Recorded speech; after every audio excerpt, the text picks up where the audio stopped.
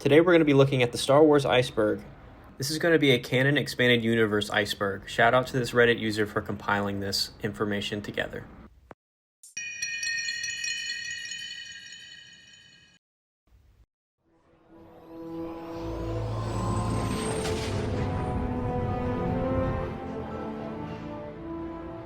The Ones, also known as Mortis gods, are powerful, ancient Force wielders who exist on the mystical planet of Mortis. They are composed of three figures, the Father, the Son, and the Daughter, each representing a different aspect of the Force. The Father seeks to maintain balance between the light and dark sides of the Force, while the Son embodies the dark side and the Daughter represents the light side. Their existence is tied to the cosmic balance of the galaxy, with the Father playing a role as a guardian of this equilibrium.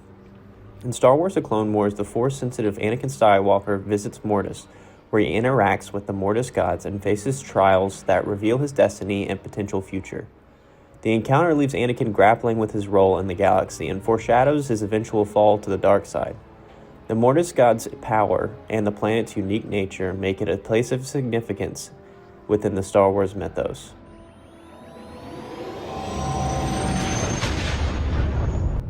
Thrawn is a Chiss military genius and Grand Admiral in the Imperial Navy. He is known for his strategic brilliance, often using his enemies' culture and art to predict their behavior and outsmart them. Thrawn's calm, calculated approach to warfare made him a formidable adversary, particularly in his campaigns against the New Republic.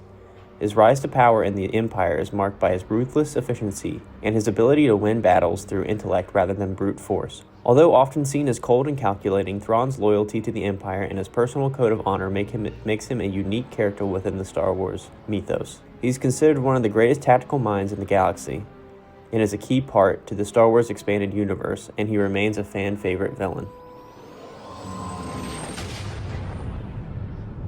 Omega is a unique and genetically unaltered clone of Jango Fett introduced in Star Wars: The Bad Batch. Unlike other clones, Omega is a female and possesses enhanced intelligence and adaptability, making her a vital member of Clone Force 99. She grows from a sheltered Kaminoan assistant into a resourceful and courageous individual while traveling with the Bad Batch. Omega's story highlights her connection to her clone brothers and her desire to protect them. Her journey explores themes of identity, family, and finding one's place in a chaotic galaxy. She provides a fresh perspective on the clone experience and offers insight into the ethical dilemmas surrounding cloning and Star Wars. Batuu is a remote planet in the Outer Rim territories, known for its towering petrified trees, rugged terrain, and vibrant galactic trade. Its primary settlement, Black Spire Outpost, serves as a hub for smugglers, traders, and adventurers navigating the galaxy's fringes. Once a bustling waypoint, Batuu's importance faded after the rise of hyperspace lanes, though it retains strategic value for those avoiding Imperial oversight. During the conflict between the Resistance and the First Order, it becomes a key meeting ground for covert operations. Batuu's culture is a blend of various alien species, showcasing resilience and ingenuity in its community. Visitors to the Black Spire Outpost encounter a mix of bustling cantinas, mysterious merchants, and deep ties to the galactic underworld.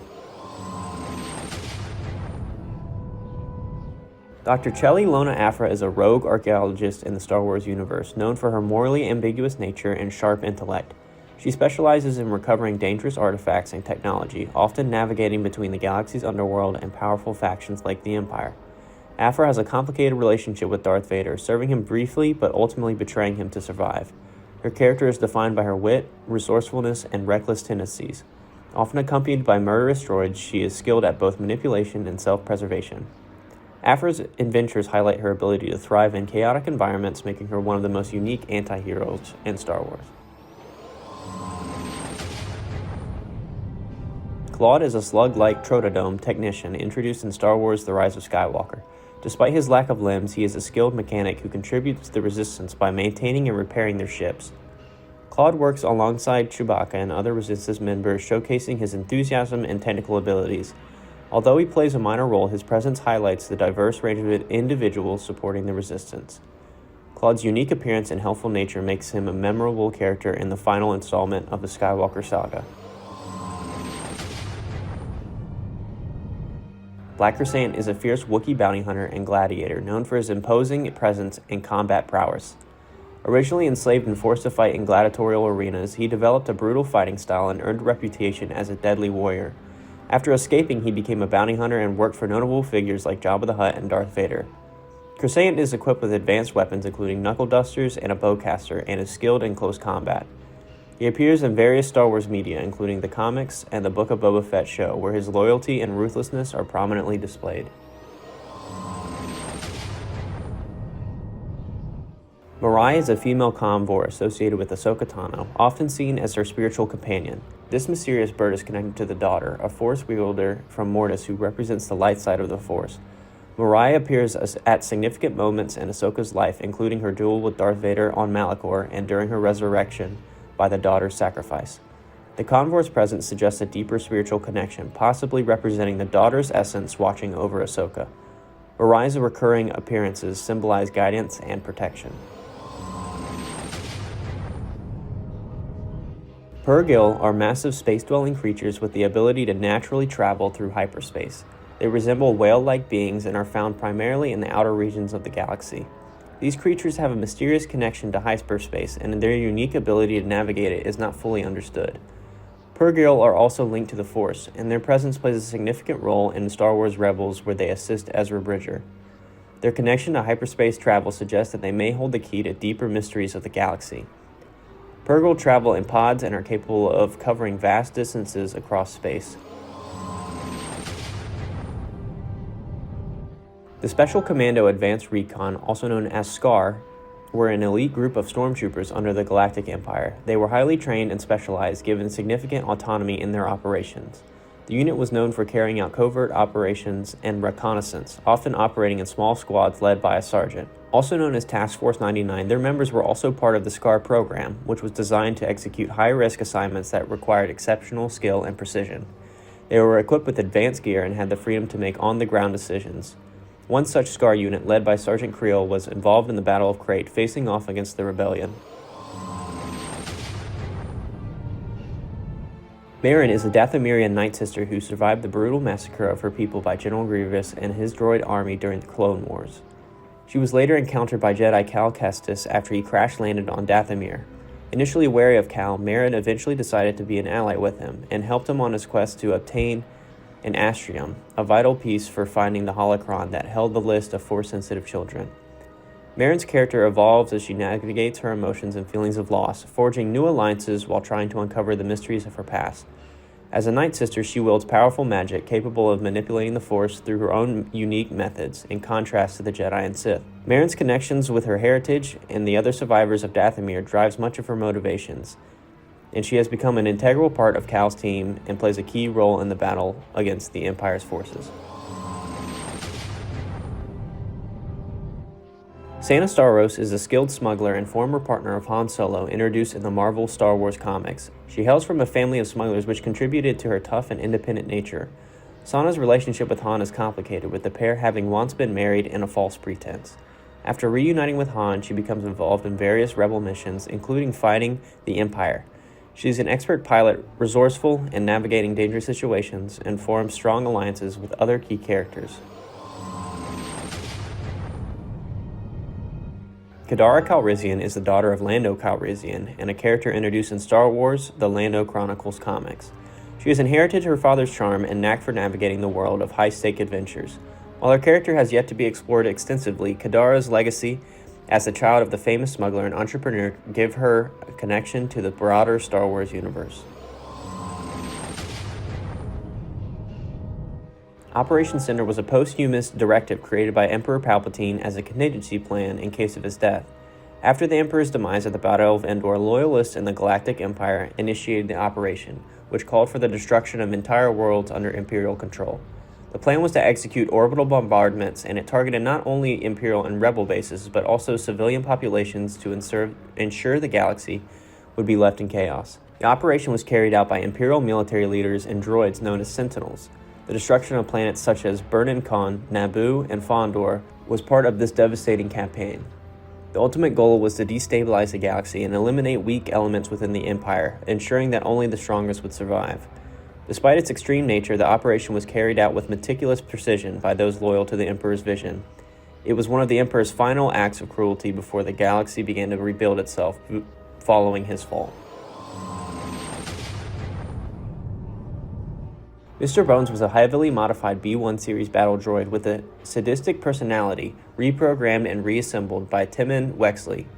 Found in the catacombs beneath Mira on Akiva, Bones was built using parts scavenged by Timon, making him a one-of-a-kind droid. While originally intended for battle, Bones became Timon's personal bodyguard and was fiercely loyal to him.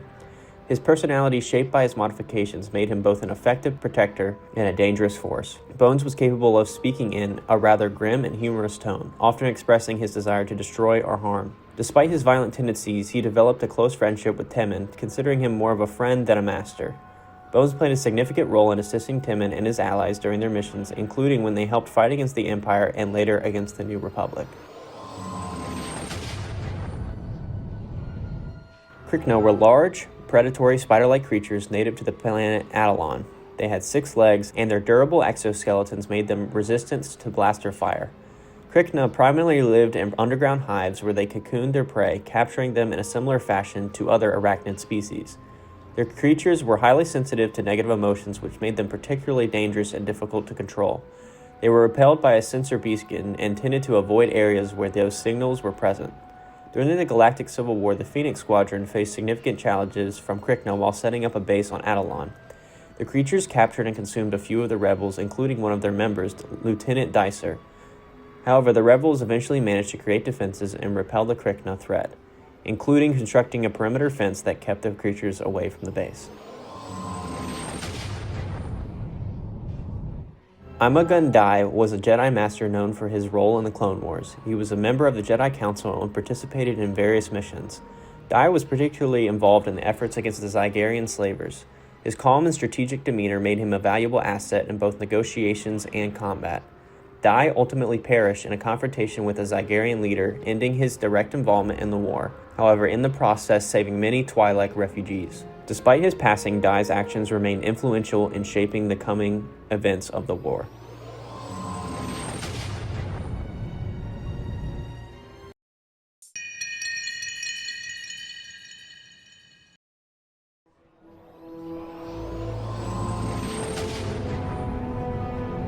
Bellard Valance was an Imperial cadet who served with Han Solo but was severely injured in battle and rebuilt as a cyborg. Disillusioned with the Empire, he deserted and became a bounty hunter, developing a fearsome reputation. Hired by the Hidden Hand, he led a mission against Darth Vader but eventually escaped Imperial control. Valance sought redemption by protecting Cadella, a child targeted by the Syndicates, and searching for his former mentor, Nakano Lash. He frequently clashed with enemies like the Unbroken Clan and pirates while navigating his dangerous life. His ship, the Broken Wing, was central to his missions, often being damaged and repaired during skirmishes. Despite his enhancements, Valance struggled with his humanity and his past as a soldier. He also formed an unlikely partnership with the bounty hunter Dengar, working together on several dangerous missions. Kanan Bad Batch retcon. In Star Wars The Bad Batch, Kanan's pre-established backstory is retconned. In the show Rebels and several comics, Order 66 occurs as Kanan is a Padawan, and he is stunned in terror, unable to help himself or his master escape the massacre. This event would cause him to have severe problems with clone troopers, something his character would develop to overcome in Rebels. However, in Bad Batch, Kanan's story is rewritten, where the only reason he didn't help wasn't because he was frozen in terror, but because his master, Depa Billaba, told him to run away. He is then helped by Clone Force 99, aka the Bad Batch, to escape the rest of the clones, which contradicts his later view that all clones are traitors. Ultimately, Kanan's coming to accept that not all clones were traitors was a huge part of his character's arc in Rebels, which wouldn't be consistent with his retcon story, as the reason he is still alive is because of a group of clones.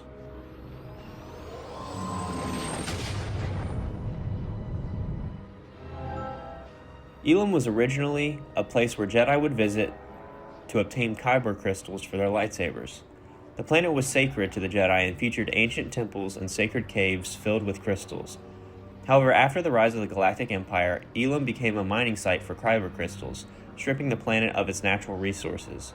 When the First Order emerged, they transformed Elam into Starkiller Base, a superweapon capable of destroying entire systems, marking the planet's tragic fall from a place of peace to a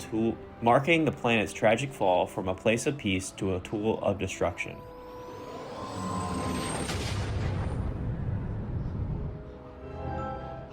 Strandcasts. Strandcasts are genetically engineered life forms in Star Wars universe, created through a process called strand casting. This technique involves manipulating genetic material to create beings that are not direct clones but are based on specific templates, allowing for more tailored attributes and abilities. The Sith Eternal used strand casting to create various entities, including Snoke, the mysterious leader of the First Order. These beings, while not clones, are often linked to dark Sith experiments aimed at resurrecting or strengthening Palpatine's bloodline. The goal of strand casting was to create individuals who could embody the power and potential of their original genetic templates, sometimes with the intention of using them as vessels for Sith Lords, like Palpatine did.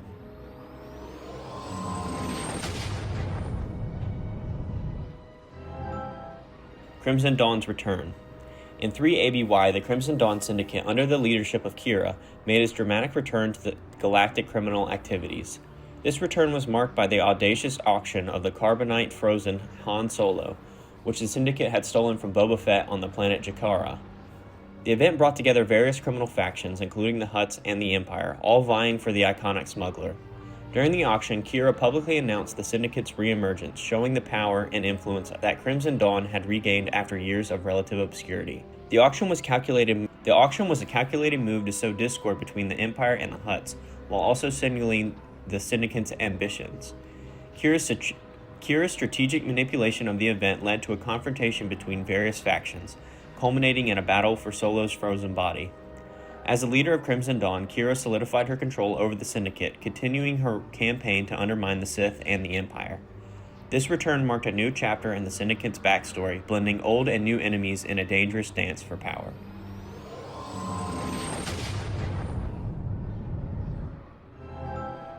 The Cold War. The Cold War between the Galactic Republic and the Sith Empire occurred after the Great Galactic War, lasting from around 3653 BBY to 3641 BBY. Following the Treaty of Coruscant, which marked the end of the Great Galactic War, the Sith Empire gained partial control over the galaxy, but peace was fragile. During the Cold War, both sides engaged in espionage, political maneuvering, and proxy wars rather than direct conflict. While the Sith Empire had control over much of the galaxy's core worlds, they were unable to achieve total victory, and the Republic held strong in its defense. The Cold War was a time of tension, with both factions vying for dominance without a full-scale military confrontation. The Sith Empire, despite its advances, never fully recovered from the Great Galactic War, and internal strife threatened its stability.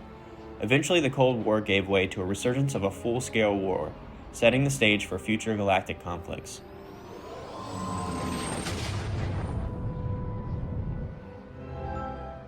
Scarif Vault Names. Scarif Vault Names. The codenames associated with the Scarif Vault are used to represent various classified Imperial projects, many of which are linked to significant military or technological developments, including Stellar Sphere, Mark Omega, Pax Aurora, War Mantle, Cluster Prism, Black Saber, and Stardust, which ultimately held the plans to the Death Star. These codenames, stored within the Scarif Vault, represent a mix of military operations, weapons development, and covert activities central to the Empire's agenda during its reign over the galaxy.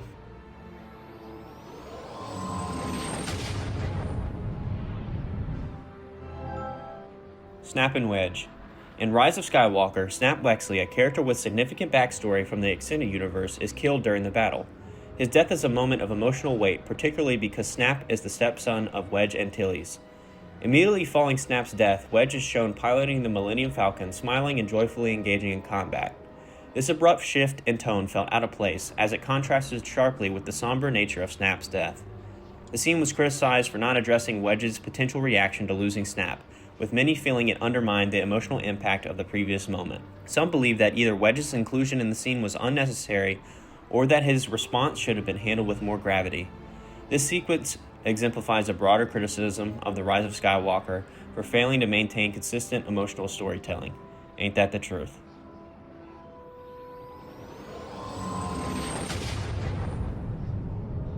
Yoda's lightsabers. Yoda's first lightsaber was green-bladed and used during his time in the Jedi Order and the Clone Wars. After the rise of the Empire, the weapon was stored in the Jedi Temple but was destroyed by Mas Amedda to erase any trace of the Jedi. Yoda later crafted a second green lightsaber during his exile on Dagobah, which he used in his training of Luke Skywalker. The second lightsaber represented Yoda's continued connection to the Force and his dedication to passing on Jedi teachings.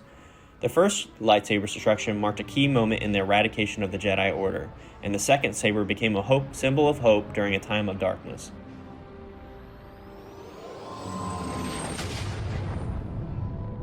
Tython.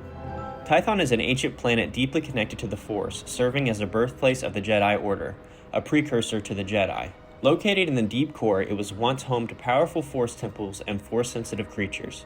The planet's Force-rich environment led to conflicts between opposing Force philosophies. Over time, the Jedi evolved into the Jedi, marking Tython's pivotal role in the development of Force traditions. The planet also housed powerful artifacts and ruins. Tython's significance extended into the High Republic era. Despite its rich history, Tython eventually becomes a remote and uninhabited world. Its legacy, however, remains a cornerstone in the history of Force users.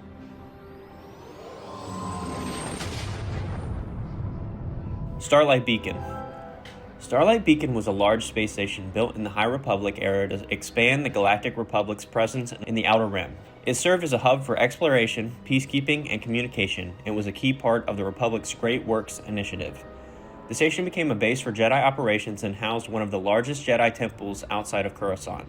Starlight Beacon aimed to promote peace and stability in the Outer Rim, though its completion was delayed by the Great Hyperspace Disaster. Positioned in the frontier, it played a critical role in exploring uncharted territories. But despite its significance, Starlight Beacon was destroyed by the Nihil forces later in the High Republic era.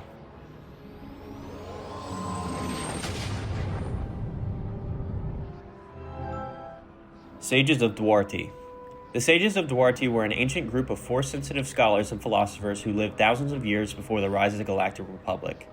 They were known for their deep understanding of the Force and their focus on studying its mysteries, particularly the relationship between the light and dark sides. The Sages of Duarte were not aligned with any formal organization such as the Jedi or Sith, but instead acted as independent thinkers, seeking knowledge and wisdom. One of their most significant contributions was the development of teachings on the balance between the light and dark sides of the Force. Their teachings greatly influenced both Jedi and Sith orders, though they themselves were more neutral in their approach.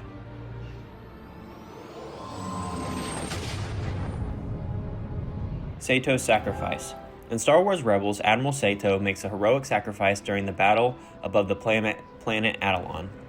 As the Rebel fleet is being overwhelmed by Imperial forces, Sato realizes that the only way to ensure the survival of his comrades is to take drastic action. He orders his ship, the Profundity, to jump into hyperspace while maintaining its course directly into the Imperial fleet. By doing so, he sacrifices himself and his ship to destroy a significant portion of the Empire's forces, buying time for the rest of the Rebel fleet to escape. His selfless act of bravery helps secure the escape of his allies, cementing his legacy as a true hero of the rebellion.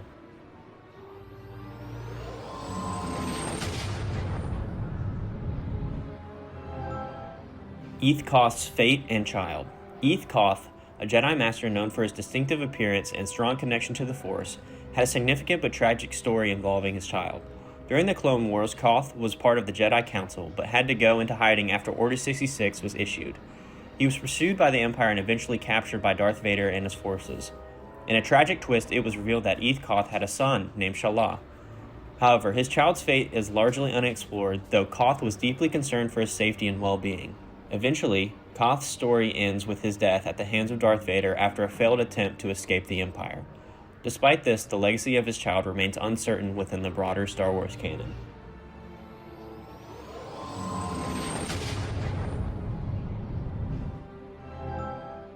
Zeffo culture. The Zeffo were an ancient and highly advanced species in the Star Wars galaxy, known for their deep connection to the Force, particularly their exploration of its darker aspects. They had a sophisticated culture focused on studying and harnessing the Force, which they used to power their impressive technology and create monumental structures such as massive temples and relics. Their civilization was deeply spiritual, with the Zeffo seeking to transcend death through their mastery of the Force. The Zeffo were also remarkable engineers and architects, designing intricate relics that could channel the Force and alter the environment. They constructed large temples across the galaxy, some of which still remain as ruins. However, despite their technological and spiritual achievements, the Zeffo's obsession with the dark side of the Force led to their downfall. The remnants of their culture, including ancient relics and temples, still remain scattered across the galaxy, hinting at the grandeur of their once great civilization.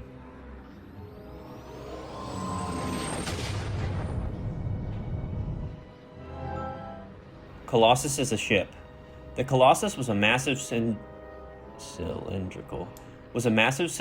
mobile refueling station, say that 3 times fast, with multiple levels, designed for military operations but later repurposed by the Resistance. Its towering structure housed various facilities, including hangars and starships, living quarters, and a marketplace. The station's design allowed it to traverse space, making it difficult for enemies to track. It featured advanced technology including fuel tanks, defense systems, and docking ports for spaceships. The Colossus played a central role as a hidden base for the Resistance operations against the First Order.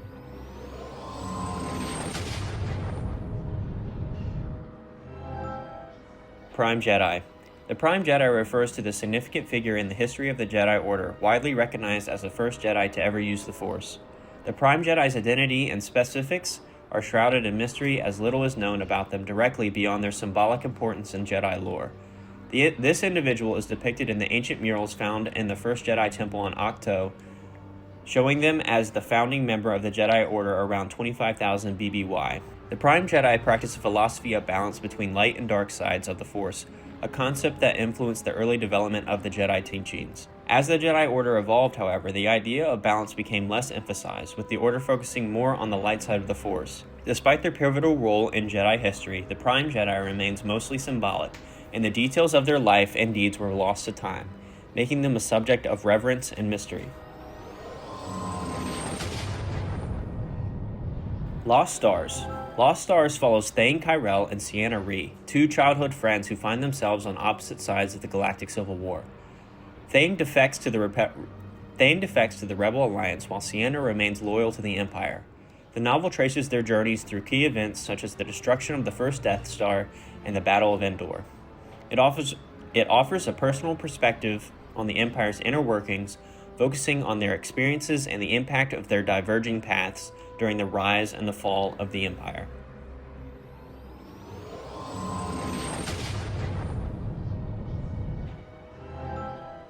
Duel on Simoon. The duel on Simoon took place when Luke Skywalker and Rebel forces engaged in a battle against Darth Vader and the Empire. The Rebels had stolen critical data, and Vader was dispatched to retrieve it. Luke, part of the Rebel team, played a key role in the fight, facing off against the Empire's forces as well as Darth Vader. Despite Vader's formidable presence, the Rebels fought hard to keep the data safe.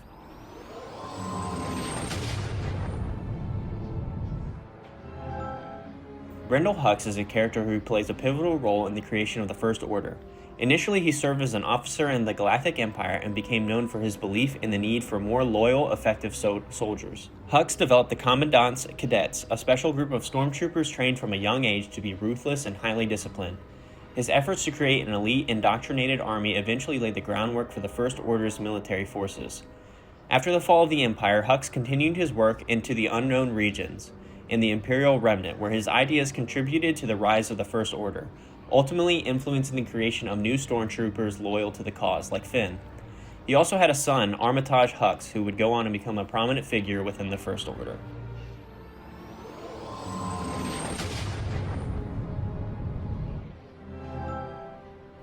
Jocasta Nu's Cache. Jocasta Nu's Cache is a hidden collection of Jedi knowledge created after the fall of the Jedi Order. The cache, located on an unknown planet, was established by the former chief librarian of the Jedi Archives, Jocasta Nu. After the Jedi were nearly wiped out by Order 66 and the rise of the Empire, Nu took great risks to recover and preserve Jedi knowledge. This collection included holocrons, artifacts, and statues, some of which contained her teachings. Despite her efforts to keep those records hidden, she was pursued by the Empire, particularly by Darth Vader and his Inquisitors. Her determined to protect the Jedi legacy led her to go into hiding. Nu's actions were a final stand to assure the continuation of the Jedi way, even as the galaxy was under Imperial control, and at the cost of her own life.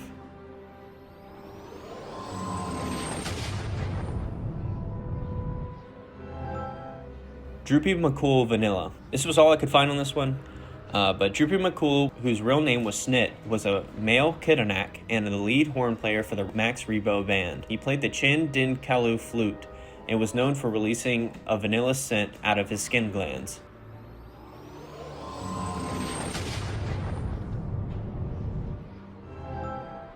Aftab Akbar. Aftab Akbar is the son of the legendary Admiral Akbar, a key figure in the Rebellion and later the Resistance. Aftab's relationship with his father was strained, as Akbar was often absent, with Aftab recalling that he only saw his father once during his lifetime. Despite this, Aftab studied his father's military strategies and became an important figure in his own right. After his father's death, Aftab joined the resistance and took up the mantle, participating in efforts to rebuild the fleet, especially after the destruction of the Radis. He was depicted in the Journey to Star Wars: The Rise of Skywalker comic, where he greets Leia Organa with a warm embrace and leads a shrine visit to honor his father's memory.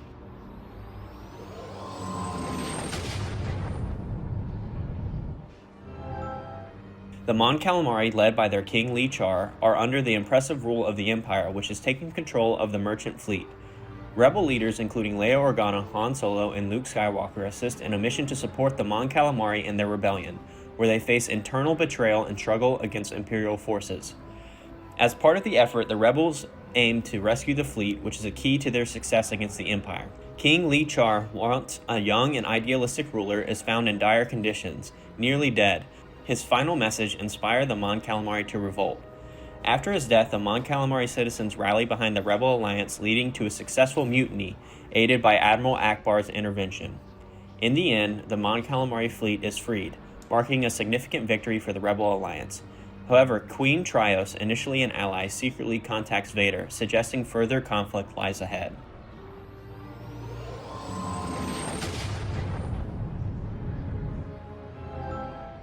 Screaming Citadel. The Screaming Citadel is a 5-part comic crossover event in Star Wars canon, primarily featuring Dr. Aphra and Luke Skywalker. The story begins with Aphra persuading Luke to travel with her to the eerie, mysterious location of the Screaming Citadel, a dark and foreboding place ruled by a powerful queen. Luke and Aphra, along with her droids 000 and BT-1, venture into the Citadel in search of a mysterious force, though Aphra's true motives are unclear. As they delve deeper, they uncover secrets about the Citadel and its ruler, with ominous and potentially dangerous consequences for Luke. The story combines adventure with elements of gothic horror, focusing on Aphra's questionable morals and Luke's idealism. Along the way, Han Solo and Leia Organa make their own plans to rescue Luke and prevent further damage.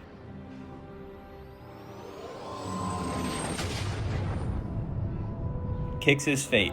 After the Clone Wars, Kix became aware of the inhibitor chips and the clones, which were used to trigger Order 66. While investigating this, he was knocked unconscious and, unbeknownst to most, placed in stasis. He remained in the state for years, ultimately being found and freed by a group of rebels. Kix was eventually awakened from the stasis by a rebel group known as the Scoundrels Guild. After his awakening, he struggled to adjust to his new galaxy, disoriented by the long period of stasis. He initially joined the group, but found himself conflicted, especially regarding the Empire's rise. Kix later sought out answers about the clone inhibitor chips and the fate of his brothers. Though Kix was keen to reunite with his fellow clones, his quest for truth and the fractured state of the galaxy made it difficult to find peace.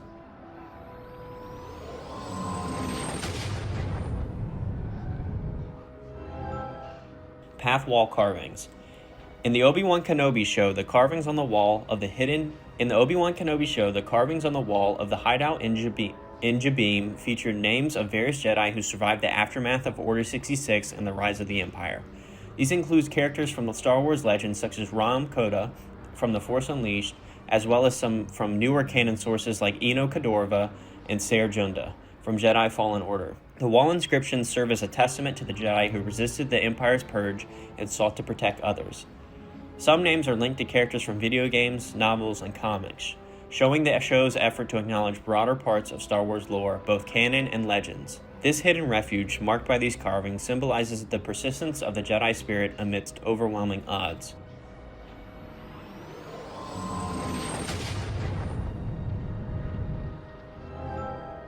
Uneti trees. Uneti trees are rare, long-lived, mildly force-sensitive trees native to Ahch-To. The ancient Jedi library in Ahch-To was constructed within the hollowed trunk of a Uneti tree. The Great Tree, an ancient Uneti tree, once stood at the heart of the Jedi Temple on Coruscant, serving as a training site for younglings. After the Clone Wars, fragments of the Great Tree were recovered by Luke Skywalker and Shara Bay. Uneti wood has been used to craft items such as staffs, exemplified by Chirrut Imwe's weapon. Additionally, Uneti pulp is processed into a paper-like material, and Uneti tea is brewed from parts of the tree. These trees are integral to Jedi history, providing materials and sacred spaces for the Order.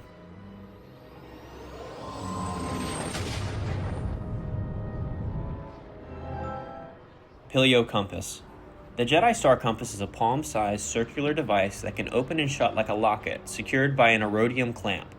Its lid features astromeridian etch lines and inside a plasma-encased superluminite lodestone, which serves as the central component. This lodestone is attuned to hyperspace routes, notably leading to Ahch-To, the birthplace of the Jedi Order. Only 5 of these compasses were ever created, developed by the Prime Jedi with the assistance from Asgardian sorcerers. One such compass was discovered by Luke Skywalker in Emperor Palpatine's observatory on Pileo after the second Death Star's destruction. Luke and Lor San Tekka utilized the compass to map out networks of planets with forgotten Jedi temples and connections to the Force. The compass played a crucial role in guiding Luke to Ahch-To, where he sought the first Jedi temple.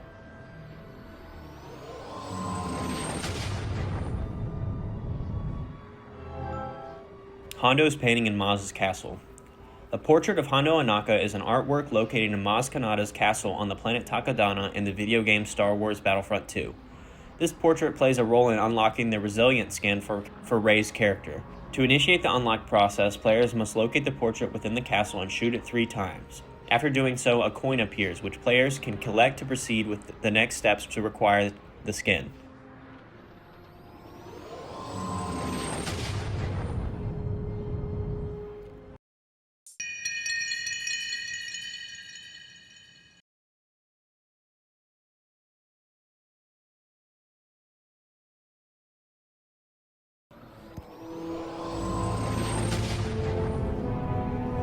Arena Jango. The Jango Fett Arena was a combat stadium situated in Mos Eisley, named to honor the legendary Mandalorian bounty hunter Jango Fett. The arena hosted brutal battles featuring massive carnivorous creatures like rancors and crate dragons. It also included a private viewing box for Jabba the Hutt.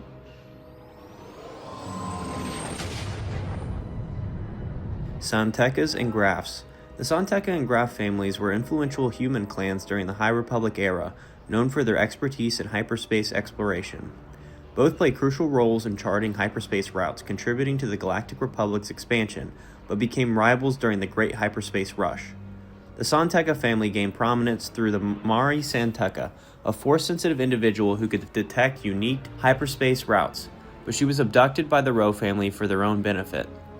The family under leaders Marlo and Velis San Tekka helped mitigate the Great Hyperspace Disaster, solidifying their place in hyperspace exploration history. The Graf family, led by figures like Catriona Graf, prospered but faced a downfall when their assets were frozen for colluding with the Nile pirates. Despite this, descendants Auric and Rissa Graf, along with their children, continue exploring wild space, and their grandson Emil Graf became an adventurer. A rare moment of unity occurred when Kar San Tekka and Xylan Graf fell in love, briefly bridging the two families' rivalry. Together, the San Tekka and Graf families led a lasting legacy of exploration, innovation, and conflict, shaping the history of hyperspace travel.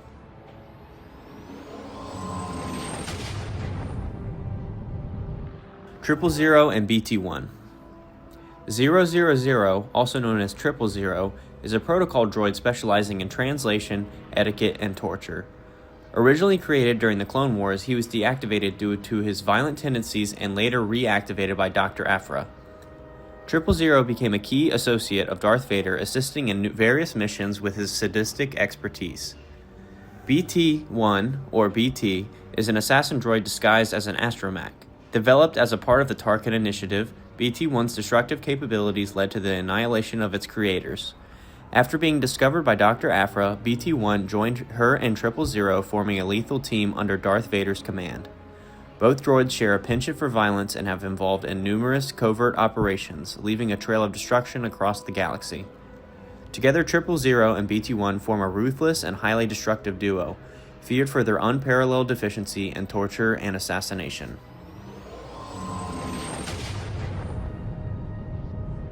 Gallius Rax, also known as Galley, was a human male from Jakku who rose to prominence in the Galactic Empire's final days.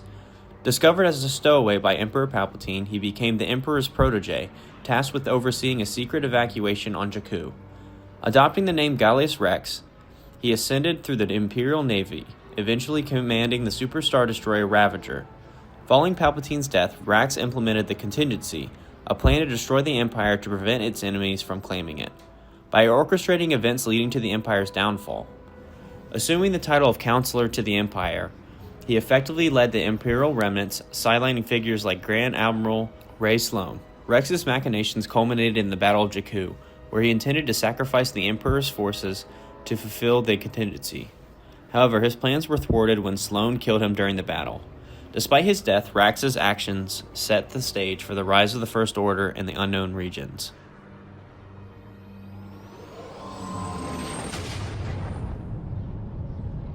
The Great Disaster. Also known as the Great Hyperspace Disaster, it was a catastrophic event during the High Republic era, around 232 BBY, initiated when the Starship Legacy Run disintegrated in hyperspace. This fragmentation caused debris to emerge unpredictably across the galaxy, threatening numerous systems. The Hetzal system faced significant peril, with large amounts of debris set on collision courses for all its inhabited bodies, sparking a massive rescue effort. Jedi Master Avar Kriss played a pivotal role in coordinating the defense of Hetzal, utilizing her Force abilities to avert disaster. The Nihil, a group of marauders, were later revealed to have orchestrated the disaster by sabotaging the Legacy Run. This event prompted the Galactic Republic and the Jedi Order to enhance their efforts in securing hyperspace travel and combating emergent threats. The disaster had lasting repercussions, influencing galactic policies and the Republic's expansion strategies during that era. It also underscored the critical importance of hyperspace navigation safety in maintaining galactic stability.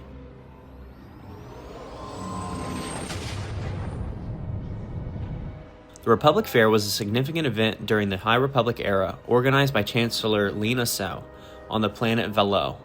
Its purpose was to showcase the unity and achievements of the Galactic Republic, fostering a sense of togetherness among its member worlds. The fair featured various exhibits, cultural displays, and technological innovations, attracting visitors from across the galaxy. However, the Nihil, led by Marchion Ro, launched a surprise attack on the fair, causing widespread destruction and loss of life. The Jedi Order present at the event played a crucial role in defending attendees and combating the Nihil forces. Despite their efforts, the attack resulted in significant casualties and highlighted vulnerabilities within the Republic.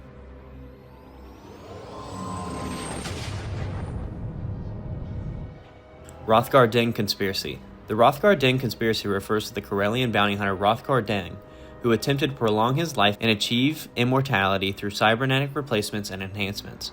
During the time of the war between the First Order and the Resistance, he was considered as one of the greatest bounty hunters of the time.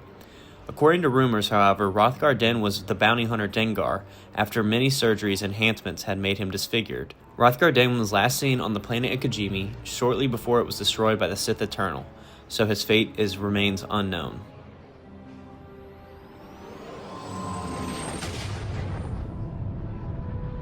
Sunspot Prison. Sunspot Prison was a secret spacebound penitentiary maintained by the Rebel Alliance during the Galactic Civil War. Orbiting a star, it housed high-profile Imperial prisoners including spies, mercenaries, and war criminals. In 0 ABY, the prison was attacked by Eneb Ray, a rogue rebel agent seeking to eliminate Imperial captives to push Princess Leia Organa toward more ruthless leadership.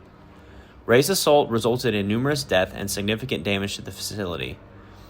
Princess Leia, along with Son Astaros and Dr. Aphra, intervened to stop Ray's actions, preventing further loss of life. Due to the attack, Sunspot Prison was compromised and subsequently shut down. The incident highlighted internal conflicts within the rebellion regarding ethical approaches to warfare. The prison's existence and its downfall remained largely unknown to the broader galaxy.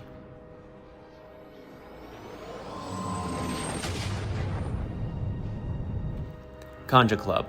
Kanja Club, also known as the Kanja Gang, was a criminal organization operating in the Outer Rim territories during the First Order era. The group originated as renegade slaves of Hutts and relied on makeshift weapons to enforce their will.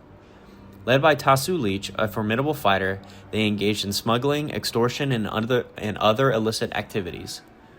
Kanja Club had a hostile rivalry with other criminal groups such as the Irving Boys. They famously encountered Han Solo above their Eravana over a debt dispute, which escalated when Rathtars were accidentally released, causing chaos and significant casualties among their members. Despite their fearsome reputation, Kanja Club's influence remained largely confined to the Outer Rim. They exemplified the lawlessness prevalent in the galaxy's fringe regions during this time.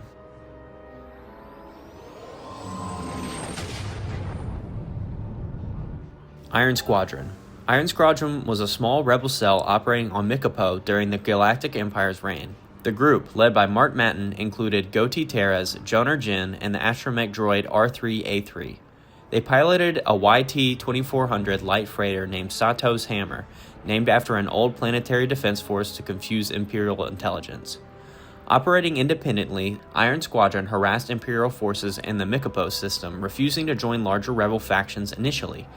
In 2 BBY, their activities drew the attention of Phoenix Squadron, who intervened to assist when the group's hyperdrive was damaged during an Imperial attack. With help from Harrison Dula and the Spectres, they escaped the Imperial blockade and avoided destruction. Afterward, the Iron Squadron joined Phoenix Cell, becoming a part of the larger Rebel Alliance. Their efforts highlighted the diverse and resourceful cells that contributed to the rebellion against the Empire.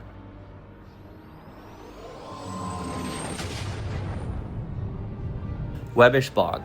The Eye of Webbish Bog was a force-sensitive entity residing on Mustafar, symbiotically connected to the blind giant within a lake near Korvax Fen. During the Galactic Civil War, Darth Vader encountered the Eye as part of Emperor Palpatine's trials, receiving cryptic guidance and a Sith Wayfinder leading to Exegol. In 35 ABY, Kylo Ren sought the Eye to obtain Vader's Wayfinder, aiming to locate Emperor Palpatine. The Eye warned Ren of Mustafar's deception, ultimately directing him to the Wayfinder's location. Although scenes featuring the Eye were filmed for The Rise of Skywalker, they were omitted from the final cut due to runtime considerations. The Eye's presence underscores Mustafar's deep connection to the dark side and its significance in Sith lore.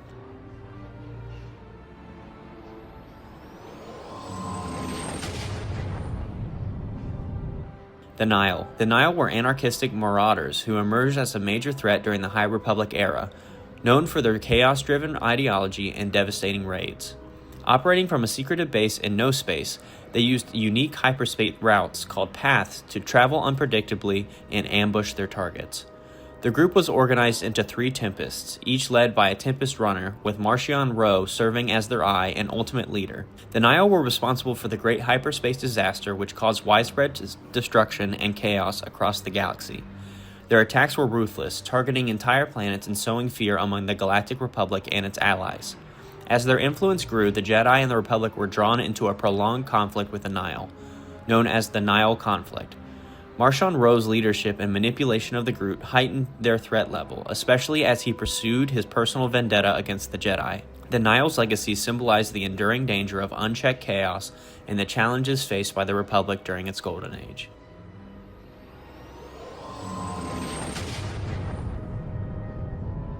Ben Solo Halcyon Conception. The Halcyon, a Corellian MPO 1400 star cruiser, is renowned for its rich history within the Star Wars universe. Notably, it was the honeymoon vessel for Han Solo and Leia Organa following the Battle of Endor. During this voyage, it is believed that their son Ben Solo was conceived aboard the Halcyon. This is also that failed Star Wars hotel that did not work out. You ride on the Halcyon, and apparently that's what this is from, and I wasn't really able to find a ton on this, but that's the kind of general idea from the comics, at least, I think. So don't hold me too hard to this one.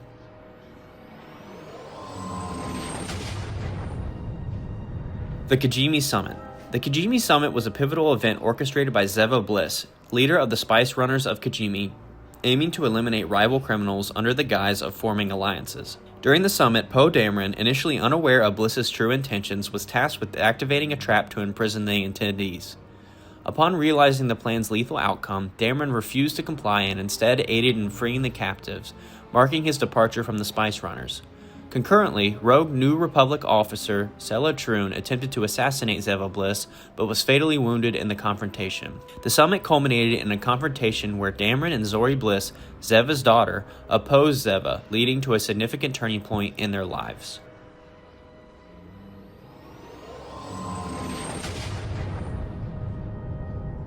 Yvonne Verlaine. Yvonne Verlaine was a skilled pilot and lieutenant in both the Rebel Alliance and later the New Republic. Born on Alderaan, she was mentored by Queen Breha Organa, which fostered her deep loyalty to the Organa family. After Alderaan's destruction, she joined the Rebel Alliance, where she served as a Y-Wing pilot and participated in major battles, including the Battle of Scarif.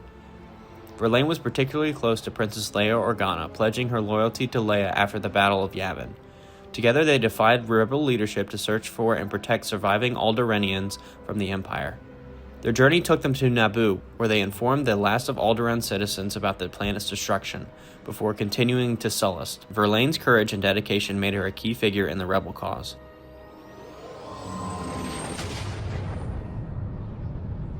Proset Dibs. The 10th brother, originally known as Proset Dibs, was a Force-sensitive Miraluka who served as a Jedi Master during the Clone Wars. He became disillusioned with the Jedi Order's involvement in the war and ultimately defected to the Galactic Empire after Order 66.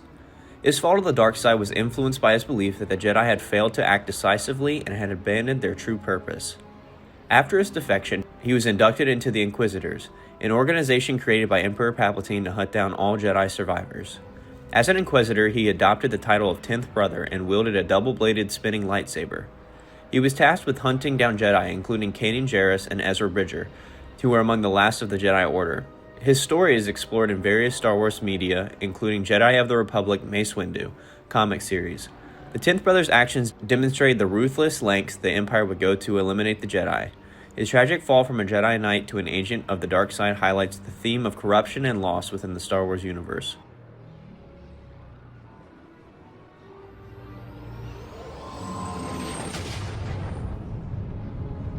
FN-2199. FN-2199, nicknamed Nines, was a human male stormtrooper who served the First Order in the decades following the Galactic Civil War. He trained alongside fellow stormtroopers FN-2000, Zeros, FN-2003, Slip, and FN-2187 under Captain Phasma.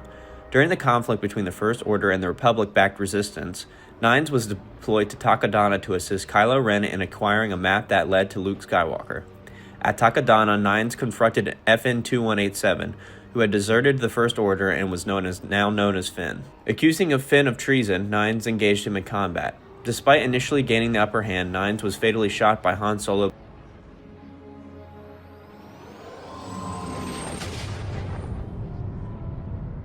Asexual Obi-Wan.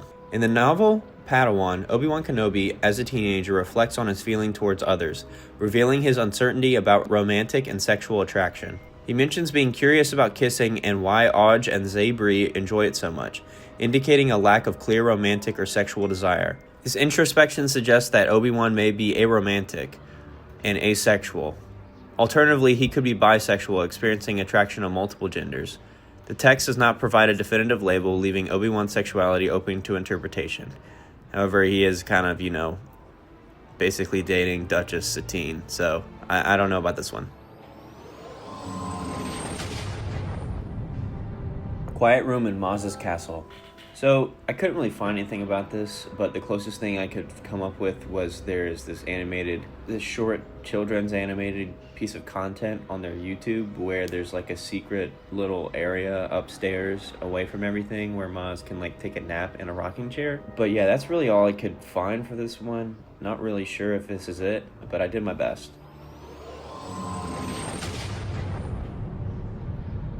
Sister. In the book Star Wars: The Secret of the Clone Troopers, a character named Sister is introduced as the first transgender clone trooper. This character served alongside Anakin Skywalker and Obi-Wan Kenobi during the Clone Wars and is depicted as openly expressing her gender identity, with her fellow troopers accepting her as she is.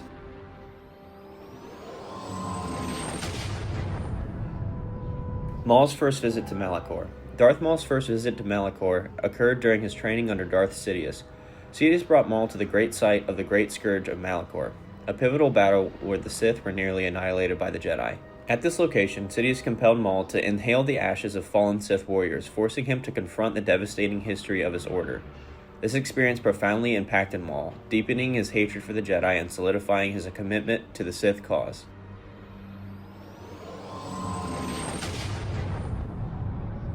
Verla. Verla was a Force-sensitive human female who became an acolyte of the fallen Jedi Padawan Farron Barr during the early reign of the Galactic Empire. Unlike Barr's other disciples, Verla's connection to the Force made her a candidate for Jedi training. As a result, Barr assumed the role of Jedi Master by teaching Verla to control her powers. Verla was loyal to Barr and supported his plan to sow the seeds of rebellion against the rule of Emperor Palpatine.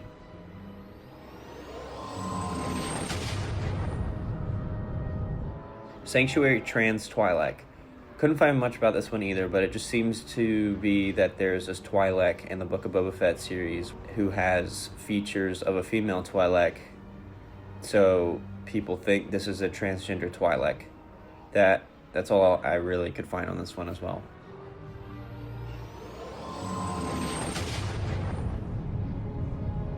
Duel of the Fates. Star Wars Duel of the Fates was the original script for Episode 9, written by Colin Trevorrow and Derek Connolly. It featured the First Order's reign under General Hux, with Rey, Finn, and others continuing the Resistance efforts. Kylo Ren seeks the power of Tor Valum, a dark side figure, while Rey searches for a device on Coruscant to restore communications across the galaxy. The plot follows Rey's struggle with her dark side urges and culminates in her confronting Kylo on Mortis. Ultimately, Kylo redeems himself, sacrificing his life to save Rey, and the Resistance prevails. If you haven't seen all of the concept art that was leaked about this movie, you should go look at it and take some time to look at it, because it truly is and could have been a fantastic film, but instead we got the piece of garbage that we have now.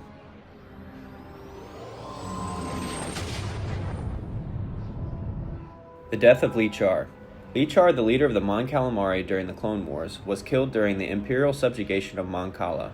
After his reign, he was captured by the Empire. Lee Char died after being captured by the Empire and executed by a group of stormtroopers. His death marked a tragic end to the Mon Calamari leadership and symbolized the fall of the planet's resistance to Imperial control.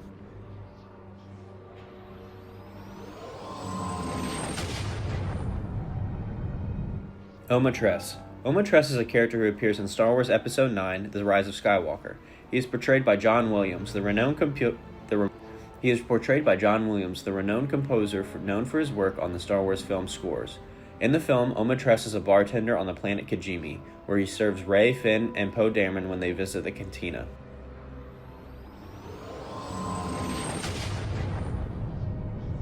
Makota Space Docks. The Makota Space Docks, are also known as Makota Base, were located in the Outer Rim territories and initially constructed by Bodajeff's shipyards. After being abandoned due to solar flares from the binary stars of Mako and Ta, the Rebel Alliance repurposed the facility as a base of operations. It became an important production center for the Alliance during the early years of the Galactic Civil War. In 1 ABY, the Empire learned of the location of Makota Space Docks after an Imperial spy named Queen Trios revealed it to Darth Vader. This led to a massive assault by the Empire, which resulted in the destruction of 19 Rebel cruisers and 90% of the Alliance's starfighters. The attack also cost the lives of several high-ranking Rebel officers, including Generals Dodonna and Draven. The loss at Makota was a significant blow to the Rebel Alliance, forcing them to relocate their operations. Despite this, the Rebels' resilience continued, and they eventually regrouped to fight another day.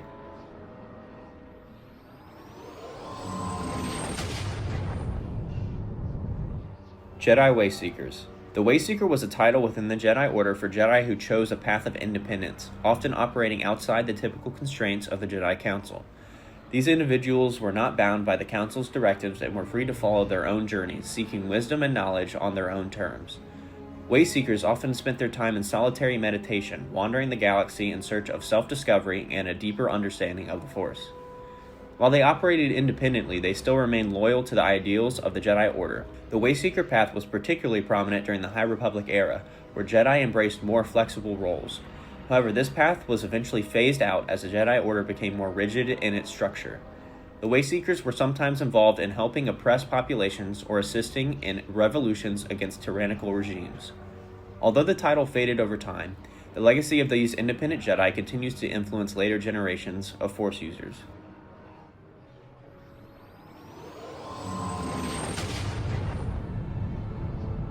Elphrona Outpost. The Elphrona Outpost was a Jedi facility located on the outer rim planet of Elphrona near the Unknown Regions during the High Republic era. The outpost was used by the Jedi Order to store valuable treasures and artifacts. It was an important location for the Jedi in their efforts to maintain knowledge and preserve ancient relics. In 19 ABY, Jedi Master Luke Skywalker and his nephew Ben Solo and explorer Larsan Tekka visited Elphrona as a part of a mission to locate Jedi artifacts hidden in the outpost. They sought to uncover valuable information that could aid their understanding of the Force and the Jedi Order's history. Despite the significance of the outpost, it faced challenges, including the unpredictable nature of its location in the Outer Rim. The mission to Elphrona played a key role in the broader narrative of Luke and Ben Solo's journeys.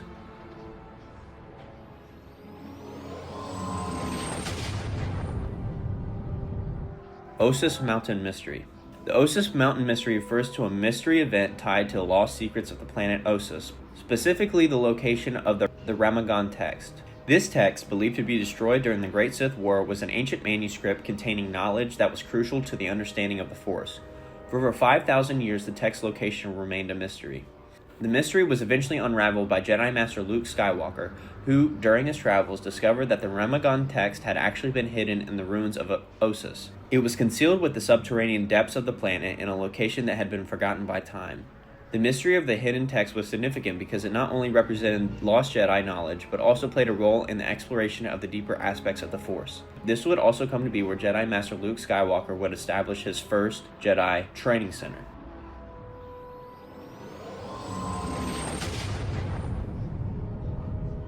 Darth Momin. Darth Momin was a Sith Lord, darkside scholar, and sculptor active between 1100 and 1000 BBY. His disturbing artworks, created using organic materials, led to his imprisonment. Sith Lady Darth Shah freed him, and he became her apprentice, delving deeper into the dark side of the Force. Momin's obsession with creating the perfect mask to contain his essence led him to construct a fortress on Mustafar, known as Fortress Vader eventually, which was later utilized by Darth Vader. His spirit survived his physical death, inhabiting his mask and influencing events centuries later. Momin's legacy includes his role in the creation of Fortress Vader and his lasting impact on the Sith dark arts. His story is explored in Darth Vader comic series by Charles Soule.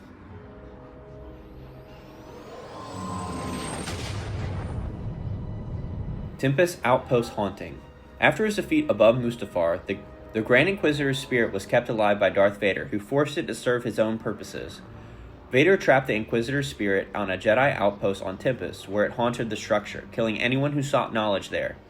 Over the years, Padawan Verla encountered the outpost, but abandoned it, sensing the Inquisitor's dark presence. Later, Luke Skywalker learned of the outpost and traveled there to retrieve a new lightsaber. Inside, he confronted the Grand Inquisitor's spirit, who mocked Luke's lack of training. Despite being overpowered at first, Luke found motivation in the ancient relics and defeated the Inquisitor's spirit, severing its hand and vanquishing it. When Vader arrived to investigate, the Inquisitor's spirit pleaded for release, but Vader refused and departed, leaving the Inquisitor to fade away in despair, acknowledging that there were far worse fates than death.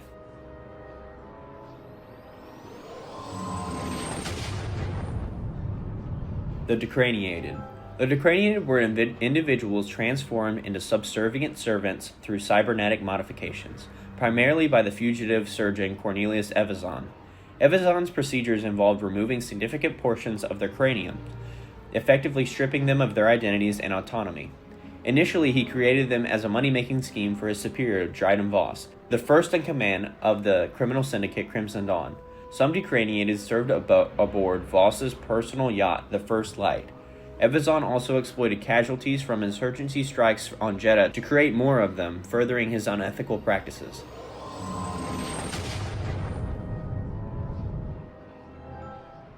Twilight Company.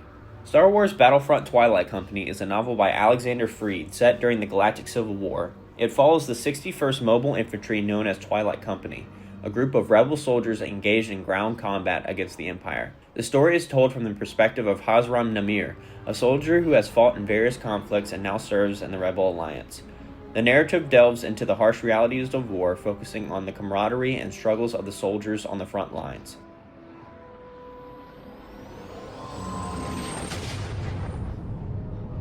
Arquettan's size issues. The inconsistencies in the reported length of Arquettan's class light cruisers across different sources is a real thing. In the Star Wars universe, the Arquettan's class is listed with varying lengths in official materials. In some sources, such as certain technical manuals of the Star Wars Battlefront video game, the ship's length is listed at around 325 meters. However, other sources, including the Star Wars The Clone Wars animated series and some novels, suggest that the ship's length is much smaller, around 150 meters.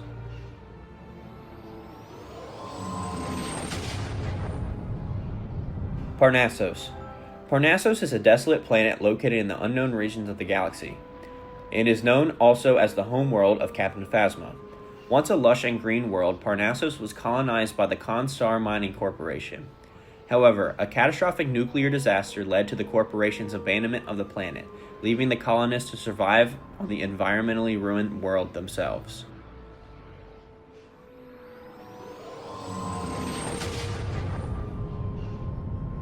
New Republic demilitarization. The Military Disarmament Act was passed by the New Republic in 4 ABY, drastically reducing its military forces by 90% in an effort to promote peace. Despite the disarmament, the rise of the First Order prompted the formation of the Resistance, a group of New Republic defectors and veterans who believed more action was needed. The Act's limitation made it difficult for the Resistance to acquire resources, but sympathetic senators secretly aided them. Ultimately, the disarmament intended to ensure peace and inadvertently contributed to the formation of the Resistance to combat the First Order.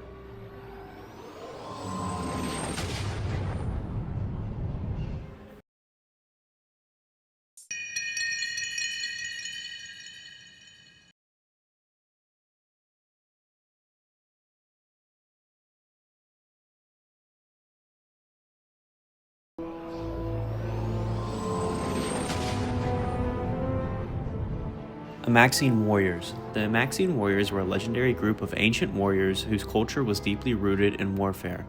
They were known for trading weapons instead of using currency, reflecting their material society. By around 1000 BBY, the Amaxine Warriors disappeared from the known galaxy, leaving behind a legacy that would later be referenced by various groups.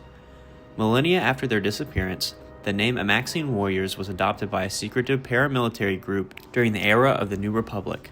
This group, led by individuals like Rin Riven Dai, used the Amaxine name to evoke the fearsome reputation of the ancient warriors, though their true connection to the original Amaxines remains unclear. Their activities included clandestine operations that threatened the stability of the New Republic, leading to significant political and military repercussions.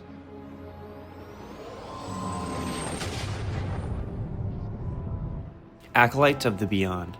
The Acolytes of the Beyond were a cult of dark-side fanatics that emerged during the final year of the Galactic Civil War and expanded into a network of cells during the early New Republic era.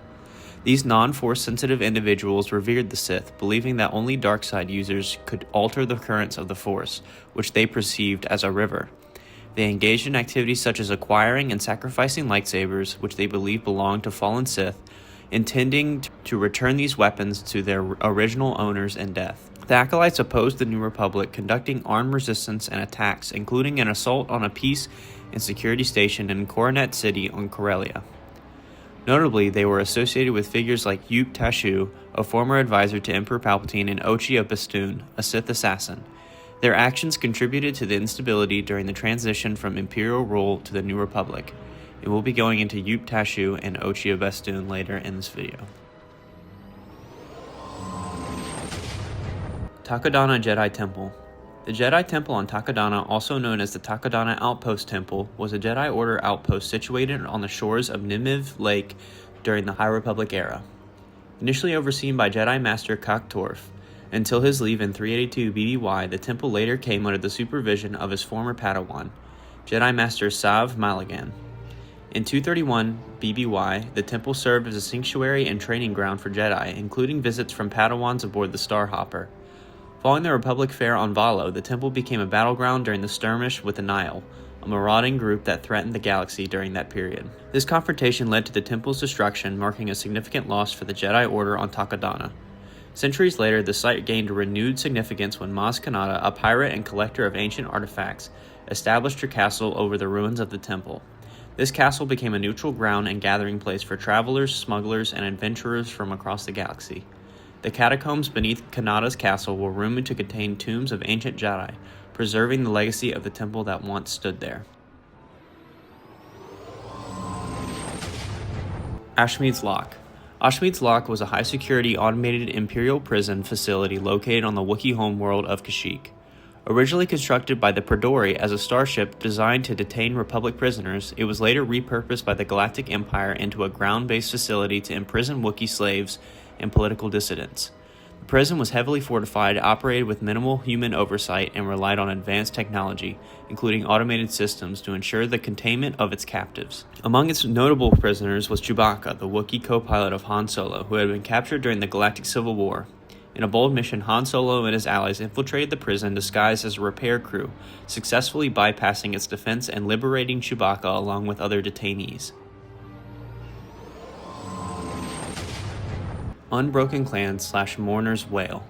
The Mourner's Wail Syndicate Unbroken Clan War was a bloody conflict between two prominent criminal organizations in the Star Wars galaxy, triggered by betrayal and the deaths of their respective heirs. The war began when Nakano Lash, a bounty hunter, killed Camus, heir to the Mourner's Wail, to prevent him from murdering his lover Crinthia, the heir to the rival Unbroken clan, and mother of his unborn child. This event sparked a deep-seated rivalry between the syndicates as both factions sought vengeance for their losses. The conflict escalated over years, involving numerous skirmishes, assassinations, and power struggles. Crinthia died during childbirth, leaving her daughter Cadella as the potential heir to both syndicates. Lash went into hiding to protect Cadella, believing she could eventually bring peace by uniting the two factions. However, the war only intensified as the Mourner's Wail and the Unbroken clan vied for control of the criminal underworld. In 3 ABY, Lash, suffering from an illness, sought the help of his former protege Bernard Vance to ensure Cadella's safety amidst the chaos. The war reached its climax with a series of betrayals and dramatic power shifts. Lord Camdek, leader of the Mourner's Wail, was assassinated by the bounty hunter Dengar, while IG-88B played a crucial role in destroying the Unbroken clan with its help of its defecting leader Vakora. The syndicates were ultimately decimated, marking the end of the war. Despite the devastation, Cadella's survival carried the hope of the future where the criminal underworld might finally find unity and peace through her lineage. Hercule Jerkily. This is a strange one. All I could find about this one is just making fun of this newer book as they describe the TIE fighter as moving around Hercule Jerkily. But yeah, that's pretty bad. I'm not gonna lie to you.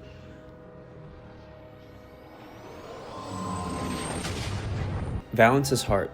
Bellard Valence, a human male bounty hunter, sustained severe injuries during his service with the Galactic Empire, leading to extensive cybernetic reconstruction. These enhancements included a replacement of his heart with a mechanical counterpart essential for his survival. The cybernetic heart, along with other augmentations, granted Valence increased strength and resilience, but also caused him to grapple with his humanity. His mechanical heart symbolized the internal conflict between his emotions and the cold efficiency of his cybernetic components. This duality influenced his actions and decisions throughout his career as he navigated the complexities of his identity in a galaxy rife with conflict.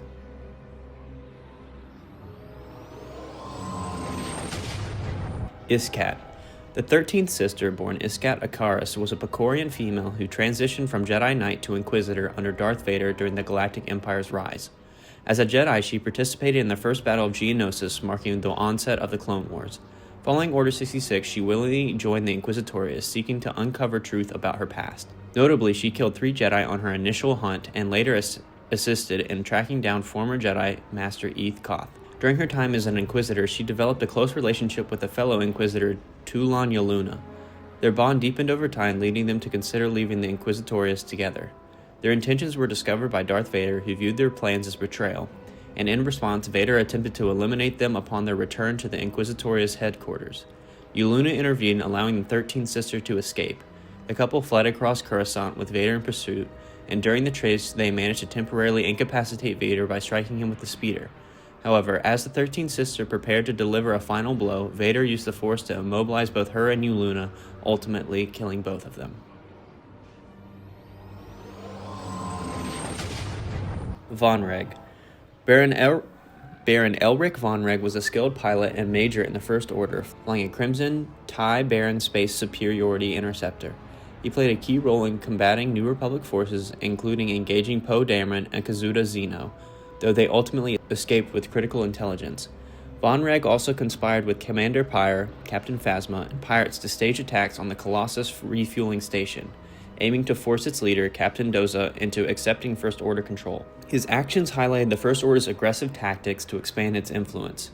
In the Battle of Castellan, Von Reg engaged Resistance pilot Kazuda Xeno in a dogfight. Despite his skills, Von Reg was outmaneuvered and Xeno destroyed his starfighter, leading to his death. His demise marked a significant setback for the First Order's operations around Castellan. Von Reg's story underscores the escalating conflict between the First Order, New Republic, and the Resistance.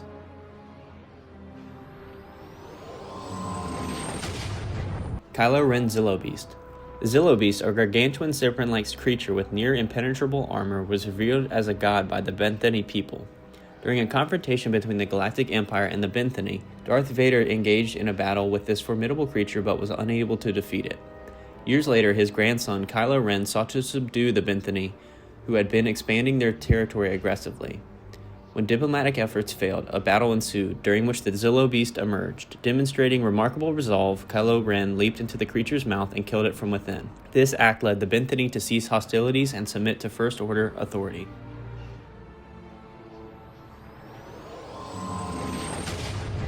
Church of the Force. The Church of the Force was a religious group composed of non-Force sensitive individuals who revered the Force and upheld Jedi ideals.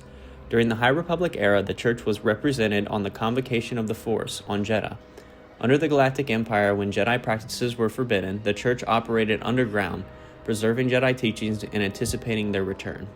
Lor San Tekka, an explorer and member of the Church, played a significant role in safeguarding Jedi lore during this period. The Church's dedication exemplified the enduring belief in the Force's light, even amidst widespread suppression.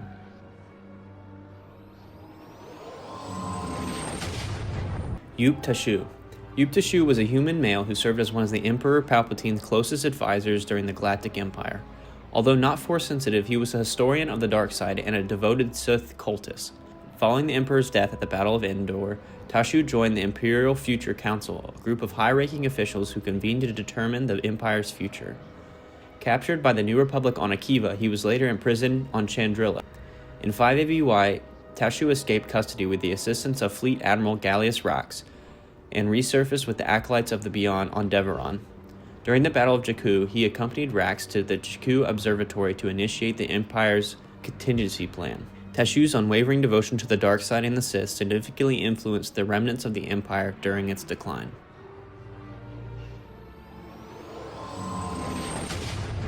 Snoke's attendants. The attendants were a group of mute alien navigators from an ancient insectoid species native to the unknown regions. They were utilized by various factions, including the Grisk hegemony and the First Order, for their exceptional navigational skills in uncharted territories. During the Imperial Grisk conflict in the Age of the Empire, the attendants played a significant role. Later, they served the Supreme Leader Snoke during the war between the First Order and the Resistance. Under Snoke, they acted as navigators and advisors, leveraging their knowledge of the unknown regions to guide the First Order's fleet through hazardous, uncharted hyperspace routes. This expertise ensured the survival and expansion of the First Order, enabling it to operate in secrecy. Their presence in Snoke's courtroom symbolized the First Order's reliance on ancient knowledge and mysticism, underscoring their role in its rise to power. Kister and Wald's fate. After Anakin's departure from Tatooine, Kister and Wald remain on the desert planet.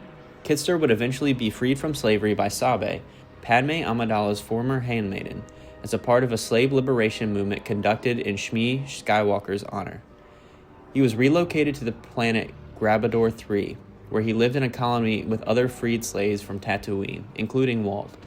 During this period, the colony on Grabador III suffered under the neglect of Governor Tatsuna, who collaborated with the criminal syndicate Crimson Dawn. Sabe sought Darth Vader's assistance to liberate the colony from the governor's oppression. Unbeknownst to Kister and Wald, Vader was their childhood friend, Anakin Skywalker. Upon arrival, Vader and Sabe met with Kister and Wald to discuss the situation. During their mission, Kister attempted to fight back against the Governor forces, but had to be saved by Vader, who slew the attacking beasts. Vader and Sabe then continued their plan to overthrow the Governor, utilizing the help of Kister and the colonists. Ochi of Bestoon comedic relief. As per mentioned, Ochi of Bestoon is kind of one of those acolytes of the Beyond, who was like a Sith acolyte kind of. He is a very serious character. I'm not even going to say that serious, but he is a murdering character in Episode 9. But apparently in some comic series, in like Vader's run, he is mostly used as comedic relief, and it just comes off as just like kind of abrasive and out of character. So that's all I could find from this one as well.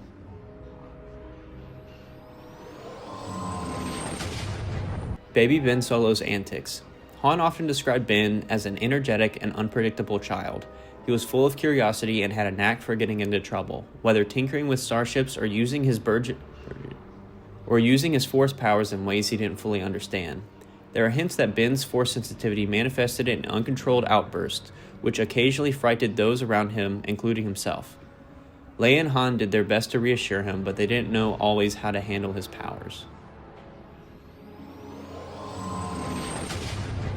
Dringer. The Dringer are sentient plant-like creatures introduced in Star Wars The High Republic, originating from the planet Militia in wild space. They are carnivorous beings with twisted tentacles, tooth-filled maws, and collective consciousness known as the Root Mind.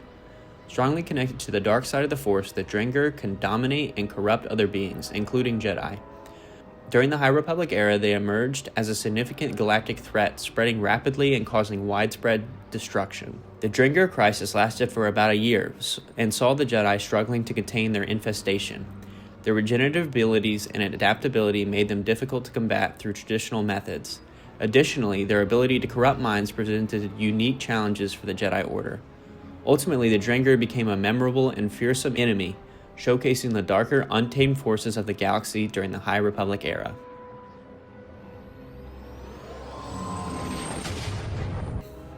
V. Maradi and the Cardinal. In 34 ABY, Resistance spy V. Maradi was captured by the First Order's Absolution, a battlecruiser commanded by Cardinal, a red-armored stormtrooper trainer. Cardinal suspected that Maradi had information on Captain Phasma after discovering she had recently visited Phasma's homeworld, Parnassus, which I mentioned in the last video. Desperate for evidence to expose Phasma before a meeting with Hux and Kylo Ren, Cardinal tortured Maradi for information. Maradi revealed stories from Civ, a healer from the Sire tribe, detailing how Phasma betrayed her people to join the First Order. Despite these revelations, Cardinal felt it wasn't enough to accuse Phasma. Maradi then revealed that the Resistance had learned Phasma killed Brendel Hux using a venomous beetle from her homeworld and eliminated the only other witness, Frey. Appalled by Phasma's treachery, Cardinal decided to confront Armitage Hux, the son of Brendel Hux, with the truth about Phasma's betrayal. This marked a turning point for Cardinal, sowing doubt about his loyalty to the First Order. Dark Vision's nurse. During the Imperial era, a human female nurse served aboard the Death Star under a supervising doctor who attended to Darth Vader's medical needs. Over time, she developed an obsessive and psychotic infatuation with the Sith Lord. Her obsession led her to steal Vader's cape and collect pieces of his armor as well as vials of his blood. Upon discovering these items, the doctor intended to report her behavior. She escaped but found herself in Vader's meditation chamber face to face with an unmasked Vader. She then proclaimed her love for him, and then he proceeded to ignite his lightsaber into her chest. The Radis's Shield. The critique of the Holdo maneuver in The Last Jedi centers on how much it breaks established lore due to its unprecedented nature. Critics argue that it contradicts prior Star Wars logic, as no one had ever used hyperspace as a weapon before. Defenders of the film offer two main justifications. Casual viewers claim that it was always possible, but simply never attempted, while those familiar with ancillary materials point to the Radis's experimental shields, which supposedly made the maneuver uniquely viable. Rian Johnson allegedly included the maneuver without explaining its novelty or limitations, and the Lucasfilm Story Group approved it despite its implications for the lore. The presence of retcons like the shield explanation suggests an attempt to paper over the issue. Critics argue that if the maneuver truly fit the established universe, there would be no need for such justifications or clarifications in supplementary materials. The dumbest thing to happen in a while was this.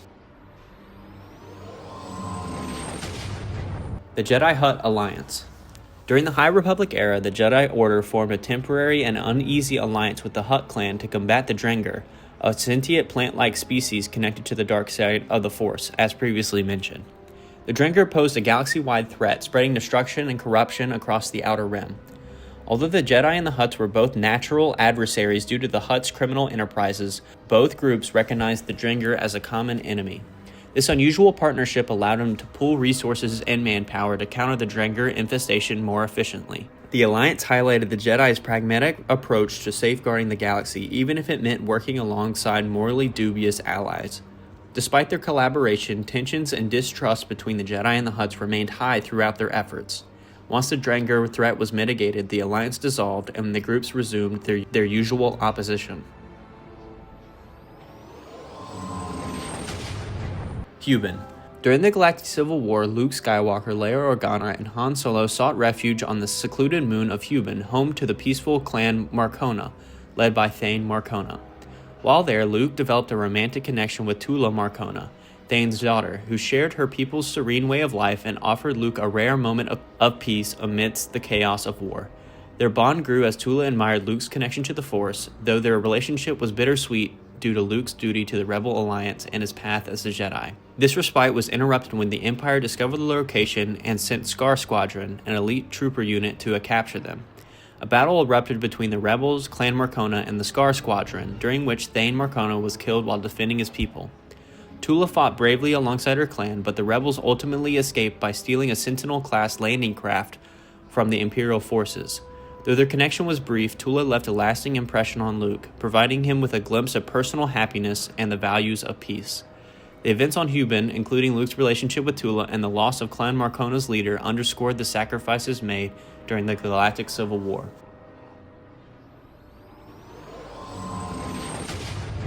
Handmaiden's Return.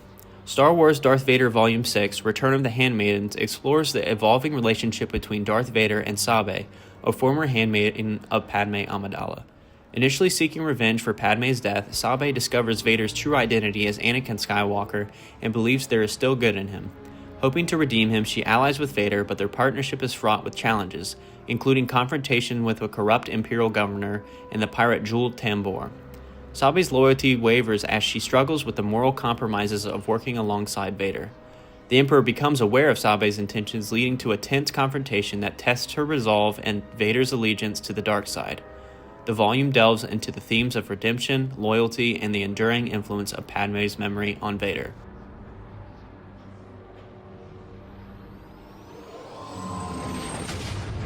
The Evereni.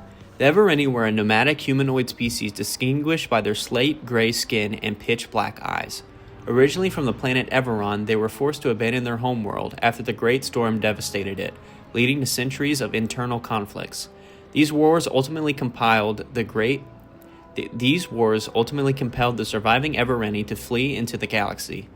During the High Republic era, an Evereni male named Marchion Robe emerged as the leader of the Nihil, a group of marauders who pose a significant threat to the Galactic Republic and the Jedi Order.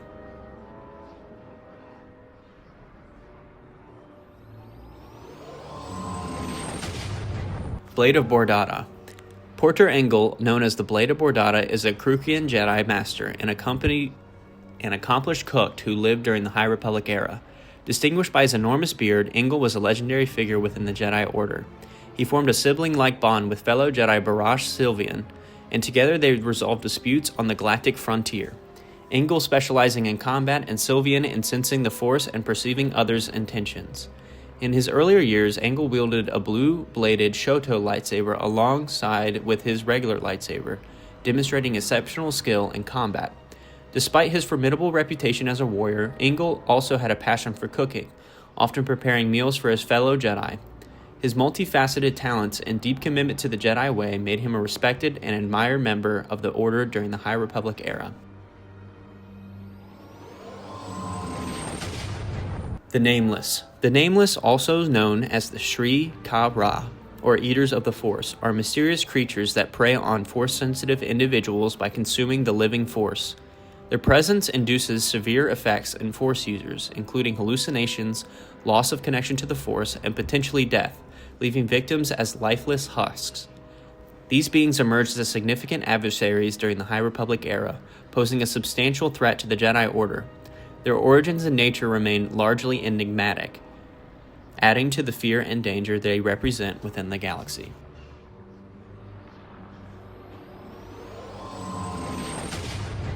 Project Starhawk.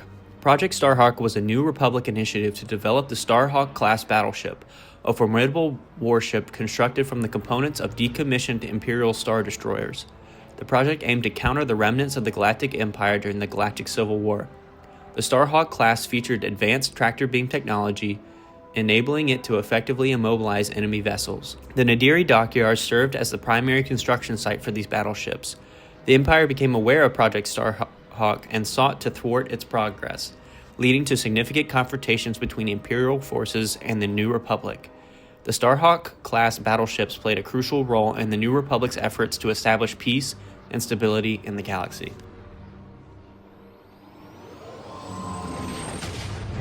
Phantom Squadron. Phantom Squadron was a New Republic starfighter unit formed by Captain Wedge Antilles and 5 ABY, composed of pilots known for their unconventional skills. The squadron played a pivotal role in the liberation of Kashyyyk, acting without official authorization from the New Republic Defense Fleet. As a result, they were temporarily disbanded as punishment. However, recognizing their effectiveness, Phantom Squadron was reinstated in time to participate in the decisive Battle of Jakku, contributing significantly to the New Republic's victory over the Galactic Empire.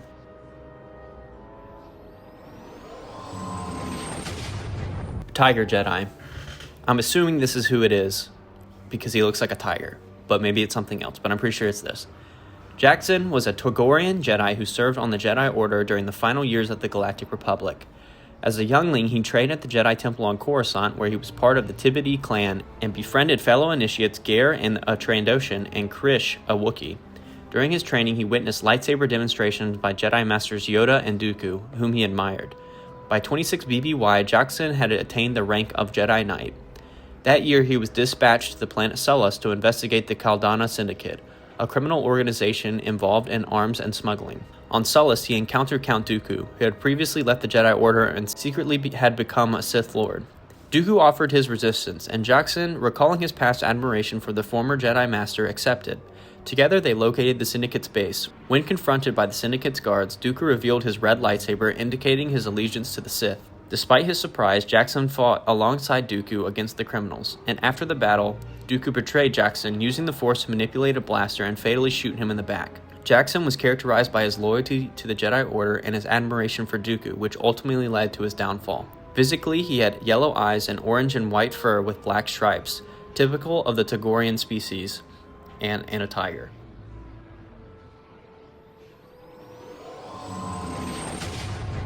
Vragar Voss. Vragar Voss is a barren planet located in the Outer Rim territories of the Star Wars galaxy. Its surface is characterized by arid flats, gorges, and dunes, making it inhospitable and devoid of native life forms, except for a non-native wasp worm that inhabited hives beneath rocky outcroppings. The planet holds historical significance due to the presence of a Jedi temple, which was home to Jedi Master Finn Law Wu, but by 0 ABY this temple had fallen into ruins. During the Galactic Civil War, the Rebel Alliance established a refueling base on Vrogas Vas and also became a site of significant confrontation known as the Battle of Vrogas Vas. Darth Vader crash-landed on the planet after engaging a large Rebel force, and the ensuing battle involved Vader, Rebel forces, and the Mon Calamari cyborg Carbon, resulting in Carbon's death and the rebellion's retreat from the world. First time I had heard of this General Grievous Mon Calamari. Maybe I'll add him to a later tier, because he seems pretty cool.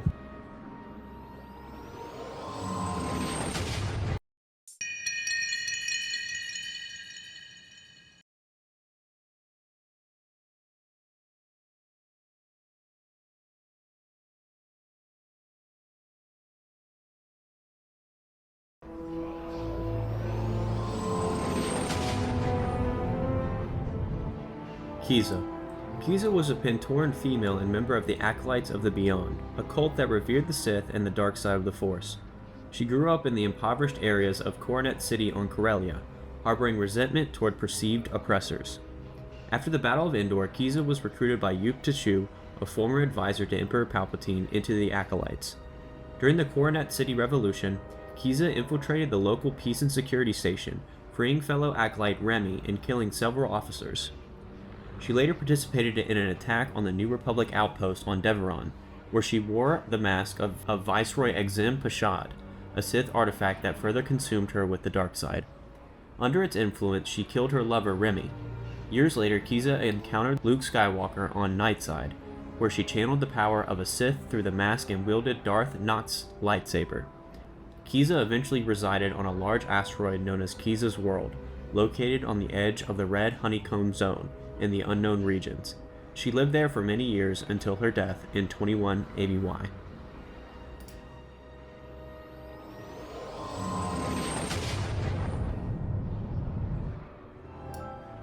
The Path of the Open Hand was an extremist cult during the High Republic era, based on the planet Dulna.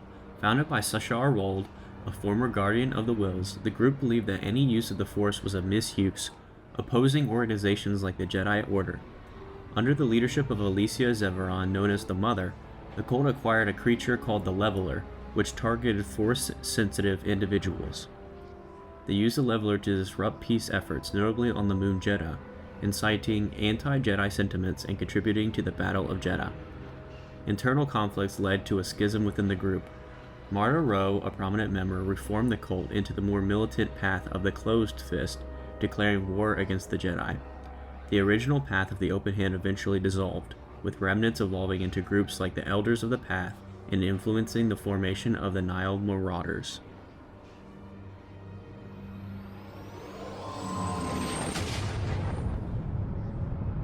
The Ascendant. The Ascendant was a dark side cult that sought to replicate Force abilities through advanced technology, aiming to challenge the Sith. They developed artifacts like the Thought Dowser, a device capable of amplifying thoughts to control others, and the Null Blade. The Sith considered the Ascendant heretical and dispatched Dark Seekers to eliminate them. The cult's main temple was on Barlath, where they were developing their ultimate creation, the Spark Eternal. When the Sith attacked, Ascendant leader Myrrel sacrificed herself to seal away the Spark Eternal, preventing it from falling into Sith hands. Centuries later, remnants of their technology, such as the Thought Dowser, resurfaced and were encountered by archaeologist Dr. Chelly Lona Afra.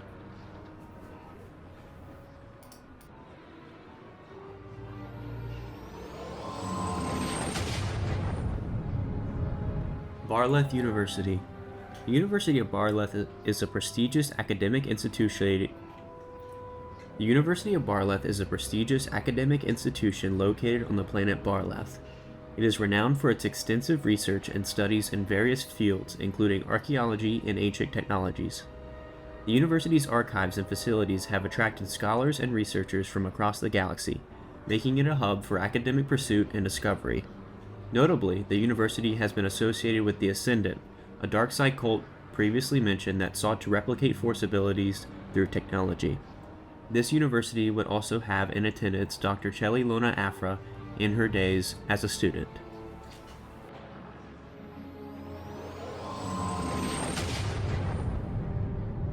Qui-Gon's council seat. Qui-Gon Jinn declined a seat on the Jedi Council because his views and philosophy often clashed with the Council's more rigid, dogmatic approach. Qui-Gon valued following the will of the Force over strict adherence to Jedi protocols and policies, which made him an unconventional Jedi. His independent mindset, coupled with his beliefs in prophecies and his willingness to question authority, put him at odds with the more conservative members of the Council. As a result of his refusal, his would-be seat on the Jedi Council was filled by presumably Jedi Master Ki-Adi-Mundi, who was considered more aligned with the Council's ideals and practices.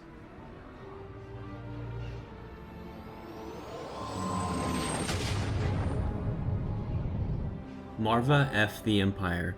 Yeah, you know that sweet old lady from the Andor show and her really dramatic and compelling speech at the end of the show, inciting the riot? Yeah, she doesn't say fight the Empire, she says something else, but Disney, being Disney, had to make it something else. So, in the original cut, she is saying, she's dropping an F-bomb, but that's all for this one. I feel like you can kind of tell when you see her say this.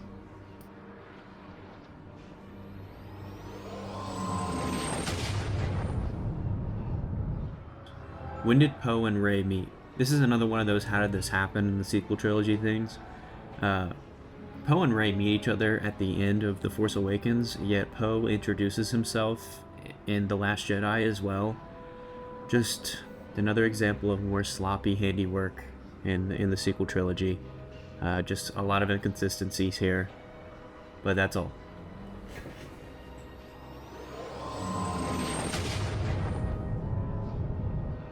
Anzellans. Anzellans are a diminutive, sentient species known for their exceptional technical skills, particularly in droid smithing and engineering. Their small stature, comparable to infant members of other species, allows them to perform intricate work on complex machinery. Notably, Anzellans possess unique eyes with floating corneal microlenses, enabling them to see microscopic details, which enhances their precision in technical tasks. They also have purple blood. And throughout galactic history, Anzellans have been involved in various technological endeavors. During the High Republic era, an Anzellan crew member served on a Solar Array 22X station in the Hetzel system, and engineer Shug Drabor designed the Halcyon Star Cruiser. In the era of the New Republic, a crew of Anzellan droidsmiths operated on Navarro. Prominent individuals included Babu Frick, a droidsmith, and Gintho, a slicer. Anzellans are known to become deeply engrossed in their work, often exhibiting tunnel vision, but their craftsmanship is highly regarded across the galaxy.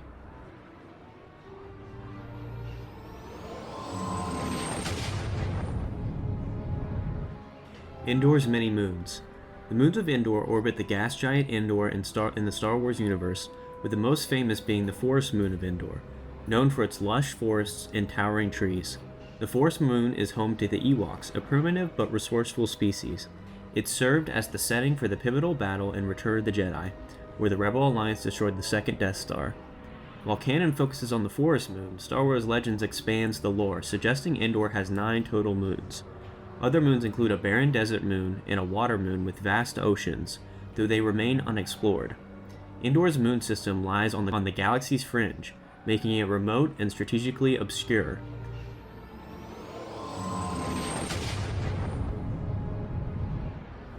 Inib Ray. Inib Ray was a human rebel spy during the Galactic Civil War, operating undercover as a tax collector in the Imperial bureaucracy on Coruscant. Under Leia Organa's orders, he attempted to rescue pro-rebel senators from the Arth Eno prison complex, but fell into an Imperial trap. The mission ended in disaster, with the senators killed and the prison destroyed, allowing the Empire to frame the rebels as terrorists. Traumatized by his failure and disillusioned, Ray's mental state deteriorated, pushing him toward increasingly extreme measures. He later attacked Sunspot Prison, killing Imperial prisoners in an effort to pressure Leia into adopting more ruthless tactics. His plan failed and the Rebel Alliance captured him, but he escaped custody during transport.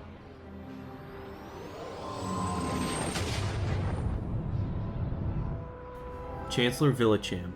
Lenevra Villacham was a Tarsunt male politician who served as Chancellor of the New Republic during the years leading up to the conflict with the First Order. Representing the mid-rim planet Tarsunt, he was a proponent of peace initiatives following the Galactic Civil War and focused on establishing favorable trade relations with neutral systems in the Trans-Hydian borderlands. Villacham did not perceive the emerging First Order as a significant threat, maintaining this stance despite warnings from General Leia Organa and the Resistance. In 34 ABY, during his tenure, the First Order deployed Starkiller Base to destroy Hosnian Prime, the then capital of the New Republic, resulting in Villacham's death along with the annihilation of the Hosnian system. His leadership is often critiqued for underestimating the First Order's menace, a miscalculation that had catastrophic consequences for the whole galaxy.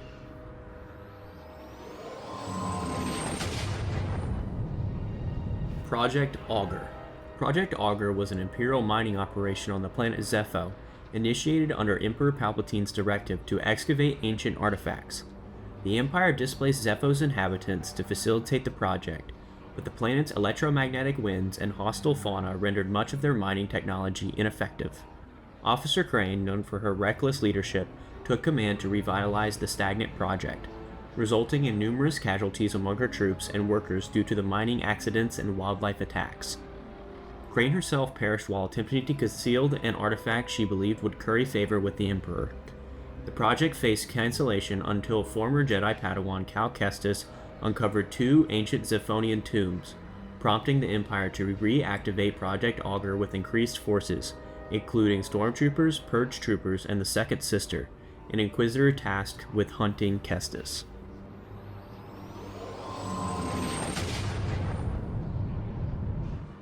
The Akash System. The Akash System, located in the Outer Rim's Oplovis sector, comprises of celestial bodies named after natural elements such as land, mountain, thunder, water, and wind, with a space station named Fire. Governed by the Land and Sky Corporation, the system maintains a population of approximately 174.2 billion. It is predominantly human, and has its own currency and language, reflecting its cultural independence. Historically, the Ma family led the initial colonization efforts millennia before in 200 BBY, followed by the rise of the Nan, Z, and Qin families. Despite being a member of the Galactic Republic, the Akash system operates with considerable autonomy, exhibiting a degree of xenophobia uncommon among Republic worlds. Notably, around 300 BBY, the unexplained disappearance of a group of Gotul led to a long-standing aversion among Gotuls towards the system. The system's unique cultural and political landscape is explored in the novel The Vow of Silver Dawn, which delves into its complex societal structures and interactions with the broader galaxy.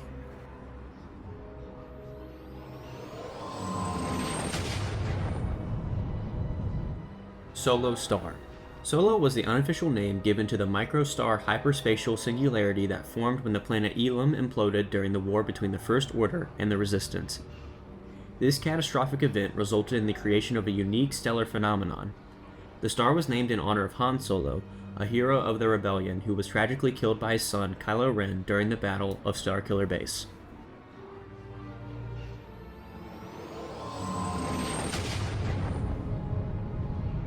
Stone power. Stone power was an aspect of the Force that was only attainable by being in proximity to blue stone, a type of stone imbued with the living Force. Attaining stone power allowed individuals who were not Force sensitive to be able to perform feats like telekinesis with the blue stone itself.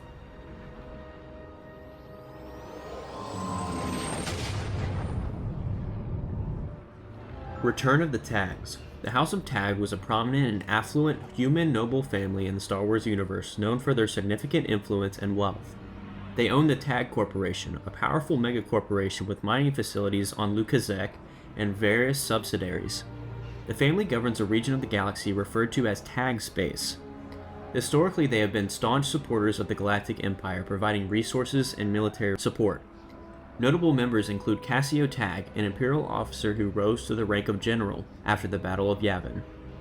The Tags have a reputation for exploiting workers and stripping planets of resources, leading to criticism and opposition from various factions.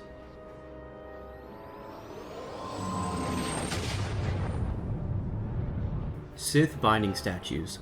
Binding statues were ancient Sith artifacts designed to imprison the Dringer, a dark-sided, attuned plant species. Crafted from sandstone and adorned with gold and gemstones, these statues depicted various figures, a humanoid queen, an avian, a crowned insectoid, and an amphibian, each with shackles around their wrist, symbolizing restraint. Positioned around a central dais on an Amaxine space station, the statues function as force dampeners, effectively keeping the Dringer in stasis for centuries. During the High Republic era, Jedi exploring the station misinterpreted the statue's purpose and inadvertently disrupted the containment, releasing the Dringer. Realizing their mistake, the Jedi attempted to reposition the statues to re-establish the prison, but were forced to destroy them to combat the Dringer and escape. The subsequent decompression of the station likely resulted in the statues being lost to space.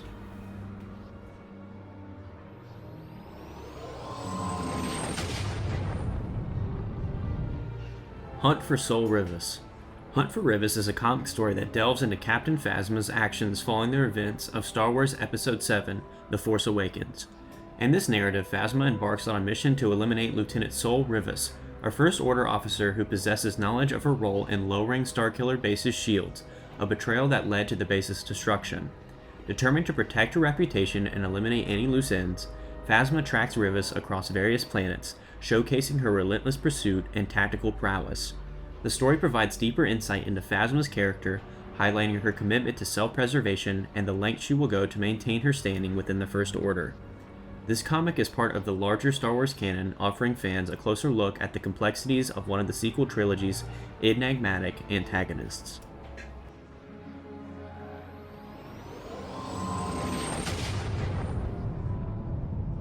Gracchus the Hutt. Gracchus Jahabakti Tingi, commonly known as Gracchus the Hutt, was a notable Hutt crime lord who operated on Nar Shaddaa during the Imperial era. Unlike typical Hutts, he had a profound interest in Jedi artifacts, amassing an extensive collection that included lightsabers, holocrons, and even a Delta 7B Aether Sprite class light interceptor. During the Galactic Civil War, Gracchus captured Luke Skywalker, intending to add him to his collection and force him into gladiatorial combat. However, his plans were thwarted when Imperial forces, led by Sergeant Creel, who had infiltrated Gracchus' organization under Darth Vader's orders, intervened, resulting in Gracchus' arrest. Following the fall of the Empire, Gracchus was imprisoned by the New Republic on the planet Megalox. During the conflict between the First Order and the Resistance, he became a person of interest due to his knowledge of Jedi lore and connections to figures like Lor San Tekka.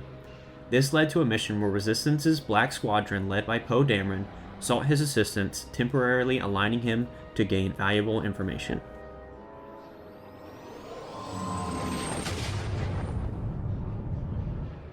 Luke at Jakku. Luke Skywalker was not present at the Battle of Jakku because by that time he had begun focusing on rebuilding the Jedi Order and searching for lost Jedi knowledge. The battle, which occurred about a year after the Battle of Endor, was primarily a military engagement between the New Republic and the remnants of the Galactic Empire. After the fall of the Emperor, Luke's role in the galaxy shifted from being a soldier in the rebellion to fulfilling his destiny as a Jedi.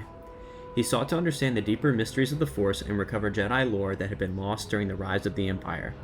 This quest led him to focus on training new Jedi and tracking down artifacts, such as the search for the first Jedi Temple on Ahch-To. The Battle of Jakku, while pivotal in ending the Galactic Civil War, was a New Republic-led military effort. Heroes like Leia Organa and pilots like Wedge Antilles and Nora Wexley spearheaded the campaign, while Luke continued his path as a Jedi, operating outside the military theater.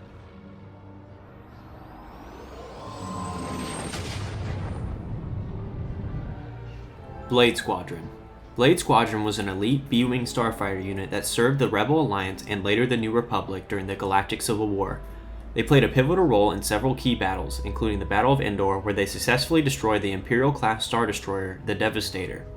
Following the victory on Endor, Blade Squadron continued to be instrumental in the New Republic's efforts against the Imperial remnants. They participated in the Battle of Malastare, during which pilot Gina Moonsong disobeyed orders to attack Moff Pandion's palace. The squadron also saw action in the Battle of Kawat and the climactic Battle of Jakku, contributing significantly to the downfall of the Empire. The squadron's emblem featured a B-wing over a lightning bolt, accompanied by the Aurebesh phrase, "Strike as lightning," symbolizing their swift and powerful assault capabilities.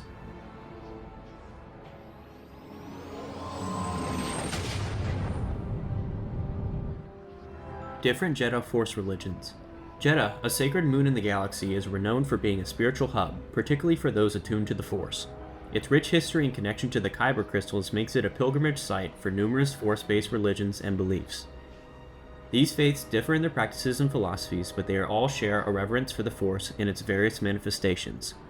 Some of the most notable Force religions and sects on Jedha include the Guardians of the Wills, which include Chirrut Imwe and Baze Malbus, the Disciples of the Wills, who are a broader spiritual group connected to the Guardians, and the Church of the Force, a religious movement that venerates the Force and seeks to restore Jedi teachings after the Order's falls. Another group, known as the Central Isotopers, embrace death as a natural and inevitable aspect of life, believing that understanding mortality brings enlightenment.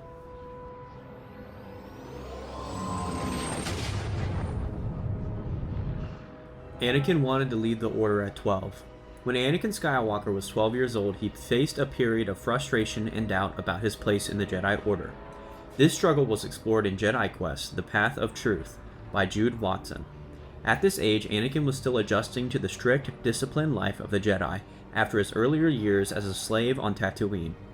His impatience, emotional volatility, and attachment issues often clashed with the Order's principles, leaving him feeling misunderstood and out of place. During this time, Anakin accompanied Obi-Wan Kenobi, his Jedi Master, on a mission to recover a stolen holocron. The mission was fraught with challenges that tested Anakin's loyalty, resolve, and faith in the Jedi way. His emotional struggles deepened when he learned that the Jedi Order's rules prevented him from contacting his mother, Shmi Skywalker, which only heightened his feelings of isolation and resentment. At one point, overwhelmed by self-doubt and longing for his former life, Anakin contemplated leaving the Jedi Order altogether. He even went as far as packing his belongings and preparing to depart the temple. However, Obi-Wan intervened, providing Anakin with guidance and reassurance. Obi-Wan reminded him of the significance of his destiny, the importance of the Force, and the sacrifices required to fulfill his role as a Jedi. This conversation ultimately convinced Anakin to stay, but the seeds of his inner conflict remained, foreshadowing his eventual fall to the dark side.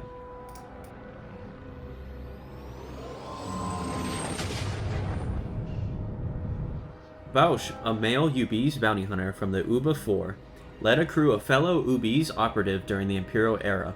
His team included Breen, Herek, Eleni, and Tanz, each bringing unique skills to their missions. The crew was known for their efficiency and ability to counter formidable adversaries. On one occasion, Bausch assembled his team to confront the droid forces of an individual named Dai. Despite their efforts, Dai initially overpowered them aboard his ship, the Tri-Sun. Undeterred, Bausch and his crew pursued Dai to Mineshaft 342 on Weldy 3, where they aimed to execute a bounty on the arms dealer Lank. Their persistence in such high-risk operations underscored their reputation in the bounty hunting community.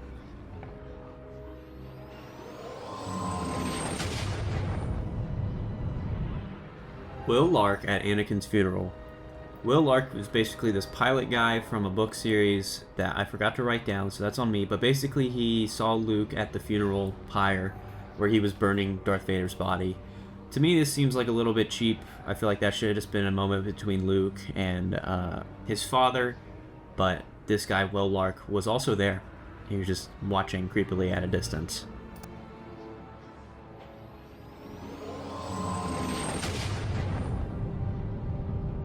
Chandrilla's sleeper agents.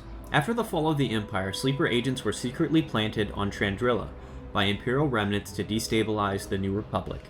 These agents, brainwashed through Imperial conditioning, were ordinary citizens who remained dormant until activated. During Chandrilla's Liberation Day celebration, the agents carried out a horrific attack, killing civilians and New Republic officials, shaking the government's confidence. The plot was orchestrated by Gallius Rax as part of Palpatine's contingency plan to undermine the Republic while consolidating Imperial power. The attack highlighted the lingering threat of Imperial influence and the vulnerability of the fledgling New Republic. This event sowed distrust and fear, complicating the galaxy's transition from war to peace.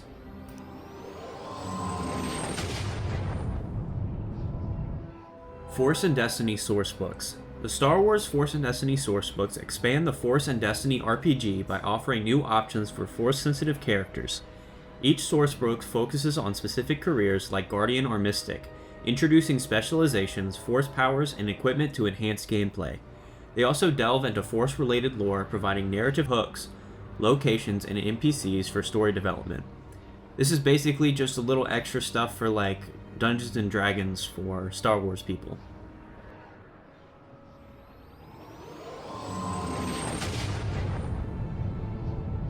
Windelphus. Windelphus is a leader of the Sixth Kin, a criminal organization operating in the South Stretch Workers District of Cantobite on the planet Cantonica. The Sixth Kin is involved in various illicit activities within the city's underworld. Delphus's leadership has established the group as a notable entity in Cantobite's criminal landscape.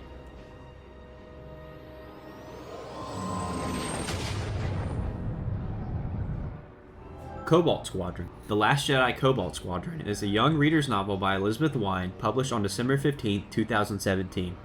The story centers on Rose and Paige Tico, sisters serving as mechanic and gunner respectively in the Resistance Cobalt Squadron. Set just before the events of The Force Awakens, the novel follows their mission to aid the Atera system, which has suffered under the First Order oppression, similar to their home planet Hayes Minor. Rose develops a baffler device to help their bombers evade enemy detection, showcasing her engineering skills. The audiobook version is also narrated by Kelly Mary Tran, who portrays Rose Tico in the films. This novel provides deeper insight into the Tico sisters' backgrounds and their dedication to the Resistance cause.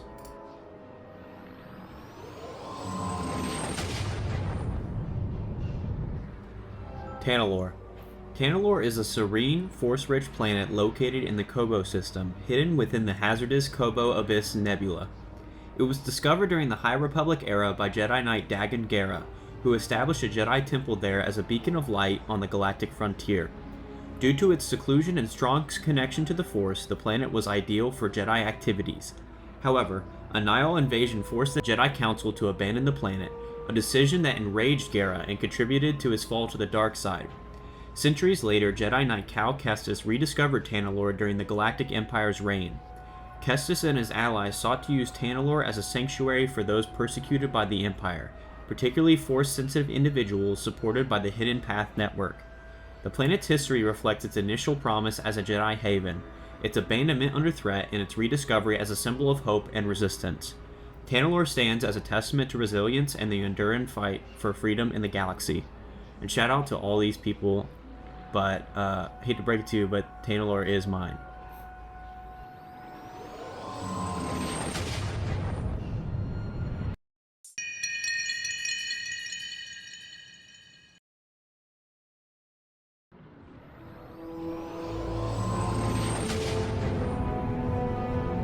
BSI Incident. The BSI Incident refers to a specific period of time around when The Force Awakens released where printed material, encyclopedias, lore pieces about Star Wars would start to refer to timelines as BSI, meaning before Star Killer incident. This would be abandoning the BBY before Battle of Yavin, as well as the ABY after Battle of Yavin timeline format. Caused a bit of disruption within the community, but they seem to have abandoned that starting recently.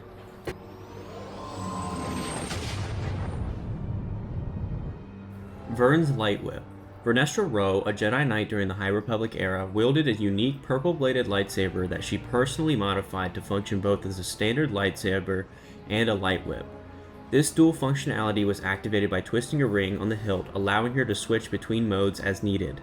The inspiration for this modification came to Rwoh in a dream, prompting her to implement the changes and practice in private before revealing the weapon's capabilities during a mission on the jungle moon Wevo. Rwoh constructed her lightsaber prior to becoming the Padawan of Jedi Master Stellan Gios, and continued to use it after attaining the rank of Jedi Knight at the age of 15, making her the youngest in a generation.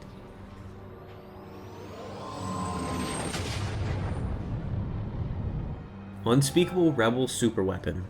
In Star Wars Dr. Aphra Book 7, An Unspeakable Rebel Superweapon, rogue archaeologist Dr. Chelli Aphra steals an ancient Jedi artifact called the Far Killer, a sniper rifle powered by lightsaber technology. Rebel intelligence, led by General Aaron Kraken, plans to use the weapon to assassinate Emperor Palpatine. Captured by the rebels, Aphra discovers their plan, but decides to betray them by stealing the Far Killer for herself. She attempts to leverage the weapon with the Empire, entering a dangerous alliance with the Imperial Minister Patina Vor, who has her own schemes. Throughout the story, Aphra's cunning and self-serving nature shine as she navigates a web of manipulation and deceit.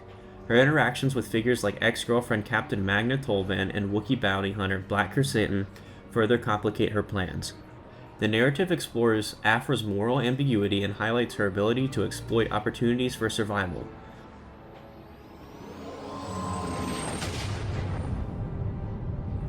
Red Arm Origin. C-3PO's red arm in Star Wars The Force Awakens is a result of an event explored in the 2016 comic Star Wars special C-3PO. The story reveals that his red arm comes from another droid, Omri, who sacrificed itself to save 3PO during a dangerous mission. C-3PO, along with Omri and other droids, was stranded on a hostile planet after their ship was attacked. Omri, originally loyal to the First Order, bonded with C-3PO as they worked together to survive. When they were close to being rescued, Omri willingly sacrificed itself to ensure C-3PO could transmit vital information to the Resistance. The red arm was Omri's, and C-3PO wore it as a tribute to his sacrifice, symbolizing the droid's complex relationships and emotional depth. By the end of The Force Awakens, however, C-3PO is back to his original gold plating, serves as a small reminder of his untold adventures.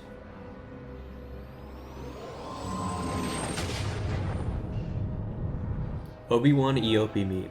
Okay, this one's a little strange, so just bear with me. You remember in the Obi-Wan show, he starts as this kind of butcher with a bunch of people chopping up the meat of this animal that's been left in the Tatooine desert. He then feeds that to his EOP.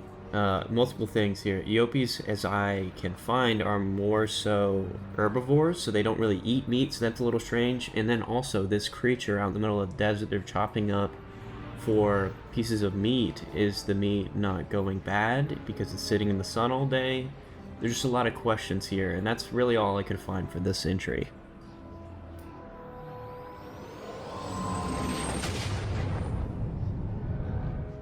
The Convocation. The Convocation of the Force was an advisory council established on the Moon Jedha during the High Republic era, around 382 BBY. Its purpose was to foster understanding and cooperation among various Force-worshipping religions. Members included the Jedi Order, the Guardians of the Whills, the Church of the Force, the Disciples of the Whills, the Falanasi, the Lonto, the Motokai, and the Sorcerers of Tund. The convocation was chaired by Representative Killen Tadara of the Church of the Force. At that time, the Path of the Open Hand, a cult from the planet Dalna, sought to join the convocation, with follower Marda Rwoh aspiring to become the representative.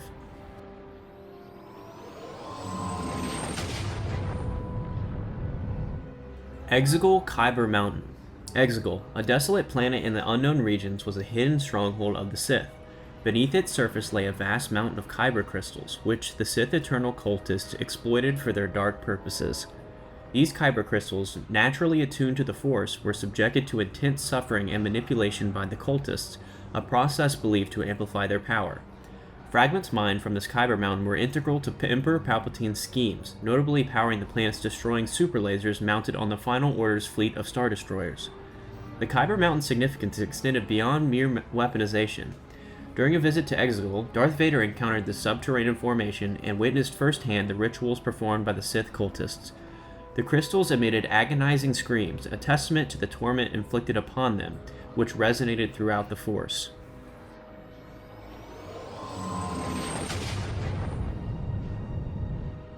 Droid Crush Pirates.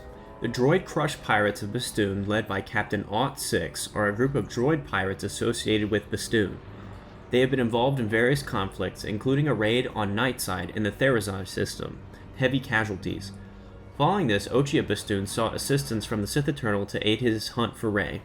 In 3 ABY, the Droid Crush Pirates were tasked by the Sith assassin Ochia Bastoon to hunt down Darth Vader on Mustafar, with the promise of high-quality technology from Vader's armor. After retrieving Vader's lightsaber, the pirates were destroyed by Vader. Captain Aught-6 was later repaired and led a droid uprising against Vader, which was ultimately thwarted by Vader's spy, Zed-67. The pirates were then rebuilt and reprogrammed to serve Vader, though Aught-6 retained his annoyance at this duty.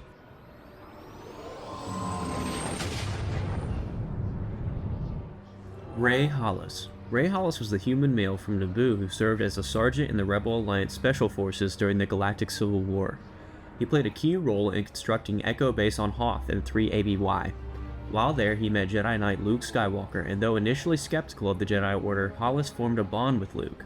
Their relationship is explored in the short story Luke on the Bright Side, which alternates between their first-person perspectives. The story details their efforts to build tunnels for the base while facing challenges, including a cave-in caused by a giant fork-nosed ice worm.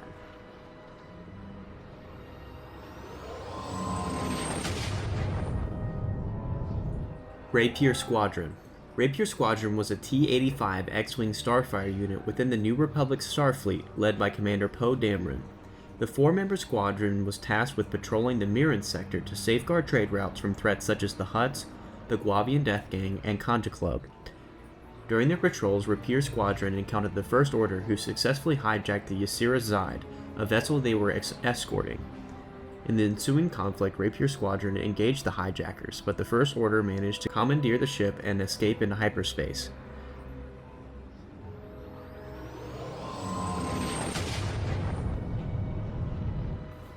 Click-Clack's Karina. Click-Clack was the last Geonosian survivor after the Empire used poison gas to wipe out his species. When this egg hatched, a new queen was born under the same name of Karina.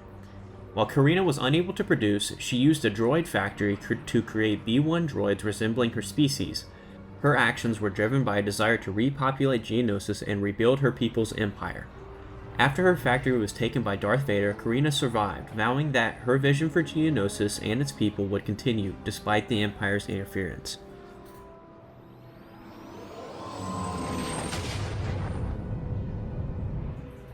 Death Star future targets. Basically, after the destruction of Alderaan, the next Death Star targets were either considered to be Chandrila, which is the homeworld of Mon Mothma, or Mon Cala, the homeworld of Admiral Akbar and the Mon Cala people, who were known for also being quite rebellious.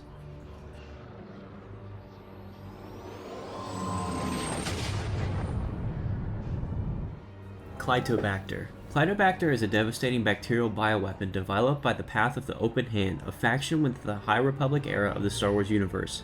This engineered bacterium was designed to disrupt the ecosystems of oceanic planets by targeting and eliminating the smallest species in the oceans, thereby causing a catastrophic collapse of the food chain. The bioweapon was produced in large quantities within the underground caverns of the Path's compound on Irium. The Path of the Open Hand intended to deploy Clitobacter against the Irium to reignite the war between the Irium and the Arano, two planets that had previously been in a state of ceasefire. In 382 BBY, an incident on the moon Erie, one of Irium's moons, involved the use of Clitobacter, contributing to the escalation of hostilities between the two planets. Clitobacter is described as an inky liquid with a smell that varies from neutral to seawater gone rancid, and in some accounts it is described as smelling like death.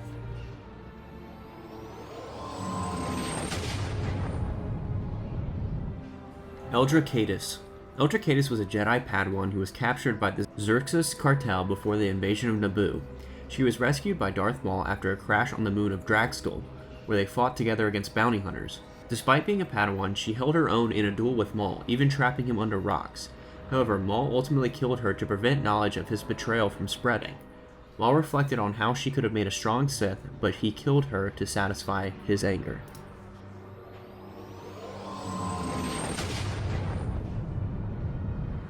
Anaxis Location Mystery. Basically, Anaxis was once considered a core world, but in newer printed material, it's associated with the Outer Rim sieges, especially in the Clone Wars TV show as well. This all comes in with the Mandalorian siege in some way. We're not sure where Anaxis is really anymore.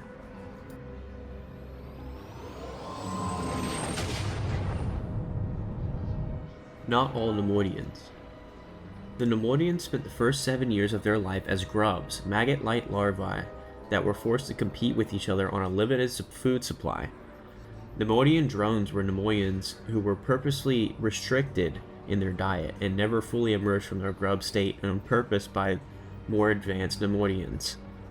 For example, the Trade Federation Senator Lot Dodd employed such drones in his Senate building offices, and the office drones took care of nearly all the delegation's work. To enforce competitiveness, an overseer would assign identical work to 2 different teams, with the incentive that the winning team would eat the other team.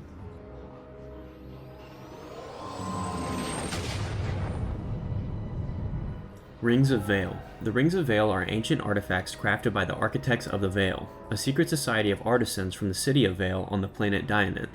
According to legend, there are 2 such rings. One grants eternal life but drives the wearer to madness, while the other bestows eternal fortune but hastens death. When worn together, the rings are said to provide the wearer with great power.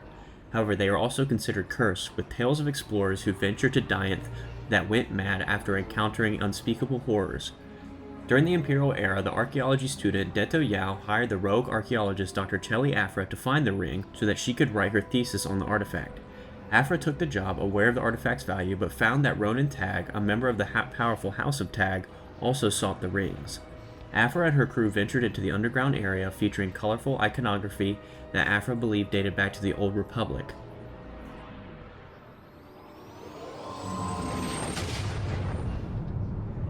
Teedo hive mind.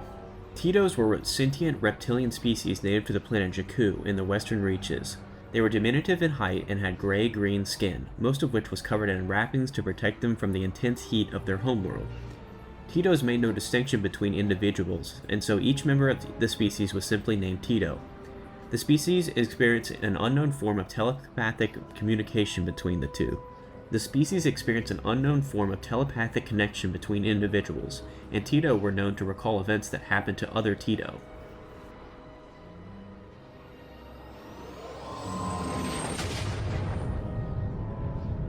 Ransolm Castifer's fate. Ransolm Castifer was a centrist senator from the planet Ryoza in the New Republic, known for his ambition and political acumen. His early life was marked by hardship under the Galactic Empire, where his homeworld was exploited for the construction of the first Death Star. His parents due to the harsh conditions fueling his resentment towards Emperor Palpatine and Darth Vader. As a senator, Castifer was a political opponent of the Senator Leia Organa, and he collected artifacts from the Galactic Empire, including pro-Emperor Palpatine banners and armor fragments. Despite their differing political views, he and Leia formed an alliance while investigating a major crime organization. During this time, Castifer discovered Leia's true parentage, that she was the daughter of Darth Vader. Castifer's political career took a dramatic turn when he was accused for treason for allegedly assisting Arliz Hadrason and the Amaxine warriors in their rebellion against the New Republic. He was sent to Ryoza to face execution. When he arrived on Ryoza, he was executed by the New Republic, marking a tragic end to his life.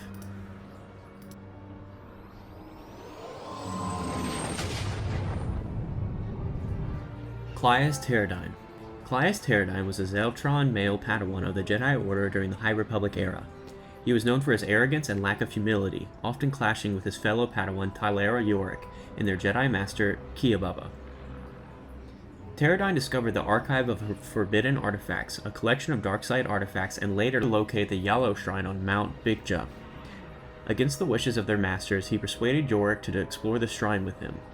During their exploration, Pterodine was killed by Yorick in a lightsaber duel after being affected by a yellow Vitalocron. His death was covered up and he vanished from Jedi history, with later generations believing he had been expelled from the Jedi Order.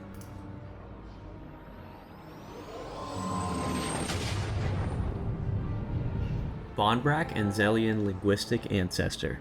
There's not much of this one. Basically, Bonbraks and Zelians can understand each other, so there's been a conclusion that they share a common language, ancestor / planet at some point in their histories as a species.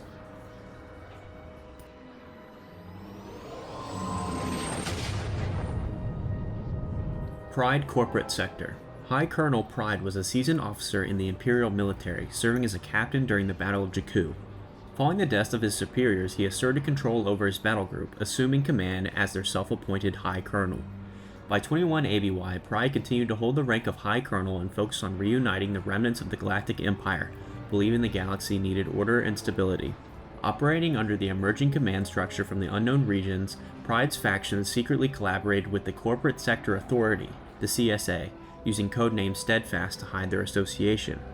He also gained the attention of the Sith Eternal Cult, which worked under the authority of the reborn Emperor Palpatine, and was entrusted as an agent. During a mission on Bastakor, Pride assisted Ochia Bastoon, a Jedi hunter, by providing him with CSA forces to help track down Dathan and Miramir, and their daughter Rey. Though Pride initially complied with Ochi's request, he later rejected further demands for troops and warned Ochi to avoid the corporate sector at all costs.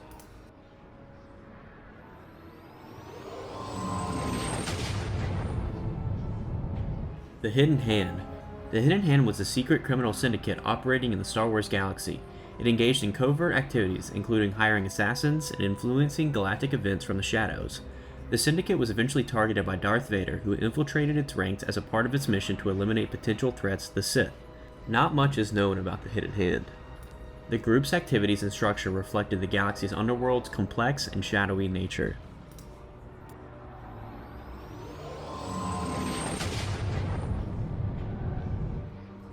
Droid Gatra. The Droid Gatra was a group of droids advocating for their own rights and equality in the galaxy dominated by organics. Initially formed from reprogrammed separatist battle droids after the Clone Wars, the Gatra transitioned into a criminal syndicate with philosophical goals. They opposed organic bias policies, pursued autonomy, and conducted activities like sabotage and smuggling. Known for their alliances with underworld figures, they operated in secret and sought to reshape the galaxy's view on droid intelligence and independence.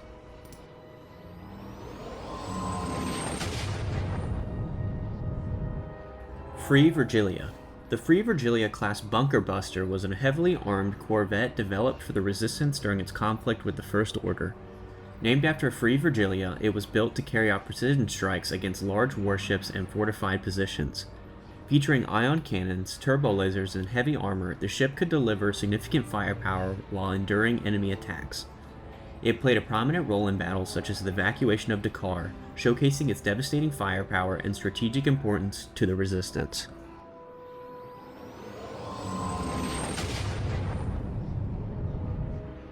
First Order insignia names. Basically, in First Order insignia patches had the names of famous and prominent leaders within the Galactic Empire, which was the precursor of the First Order. Names were shown such as Kaplan, Tarkin, Dillon, Power, Rowe, and Hall, all paying homage to the Galactic Empire before them.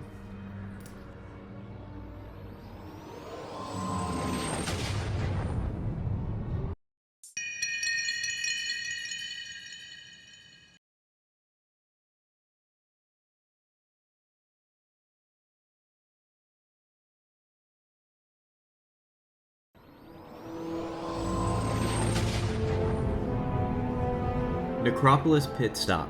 While traveling to Octo, the Millennium Falcon malfunctioned in hyperspace, forcing Rey and Chewbacca to stop at Necropolis, a junkyard planet, where Rey encountered its overseer, RNA, and discovered the planet was a deadly trap for scavengers. While scavenging, Rey fought off a massive junk creature and uncovered RNA's scheme. Using a mind trick, she liberated RNA's slave workers and ensured repairs to the Falcon. Successfully escaping, she resumed her mission to go find Luke Skywalker.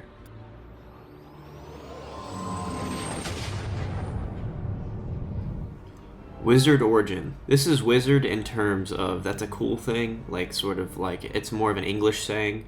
But supposedly in a High Republic novel, one of the Jedi Padawans used wizard as his favorite word for when something was completely amazing and the best possible thing ever.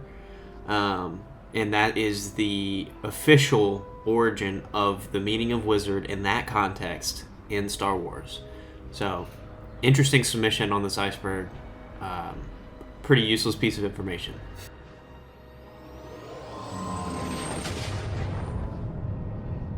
Yatso Atzmon. Baron Yatsu Atzmon is an Ungrilla male from Lysithol, led Atzmon Cybernetics, building a fortune by producing advanced droids and cybernetics. Known for hosting extravagant parties aboard his yacht, Undisputed Victor, on Cantonica, he mingled with arms dealers and influential figures. Obsessed with eternal life, he conducted cruel experiments on living beings and sought Sith relics to combine their power with his cybernetics. He hired Lens Kamo, a treasure hunter, but betrayed her after learning of her discovery. On Batuu, he pursued a powerful relic, clashing with Kamo and a technician at an ancient Jedi temple. His schemes unraveled when his enslaved, cybernetically enhanced creature Ayu was freed and turned against him. The creature killed Atzmon in a climactic confrontation, leaving his body to be buried in a collapsing cave.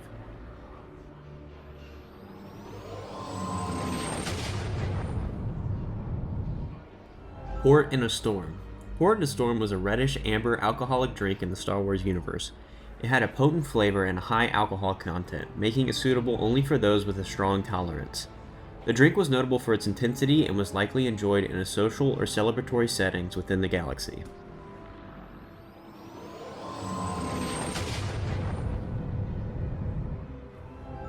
Bloodburn. Bloodburn was a deadly and incurable plague that ravaged non-Force sensitive populations in the Star Wars galaxy. It caused severe symptoms such as excruciating pain, hallucinations, and ultimately death. The disease was feared for its mysterious origins and rapid, uncontrollable spread. Efforts to combat it were hindered by the lack of a cure, heightening its devastating impact on affected regions. This plague became a symbol of unrelenting suffering in the galaxy.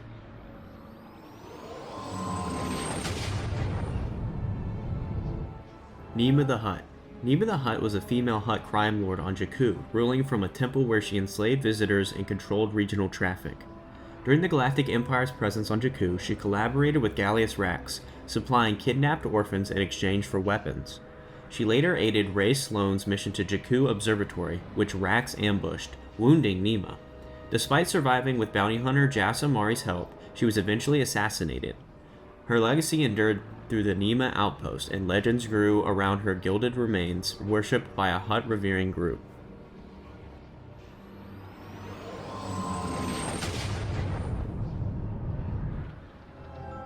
Drengr Nalhutta theory. The Hutt clan was based off Nalhutta. Once, Nalhutta was a planet full of teeming cities. The world was changed during the Drengr crisis, with a Drengr infestation drastically expanding reach of the planet's jungles. A climactic shift with effects that would remain for years to come. Luckily, the new environment was one the Hutts were particularly well suited for.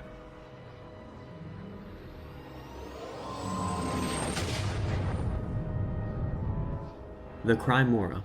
The Crymora Syndicate, a major criminal organization, collaborated with Jabba the Hutt, aiding his rise to the Grand Hutt Council. By 33 BBY, it was part of the 5 crime syndicates, and consisted of 5 smaller factions. The Syndicate occasionally worked with the Galactic Empire, providing intelligence and support, but later clashed with the Empire, particularly through alliances with groups like the droid Gatra. Despite setbacks during the Empire's crackdown on criminal groups, the Crymora re-emerged around 4 ABY.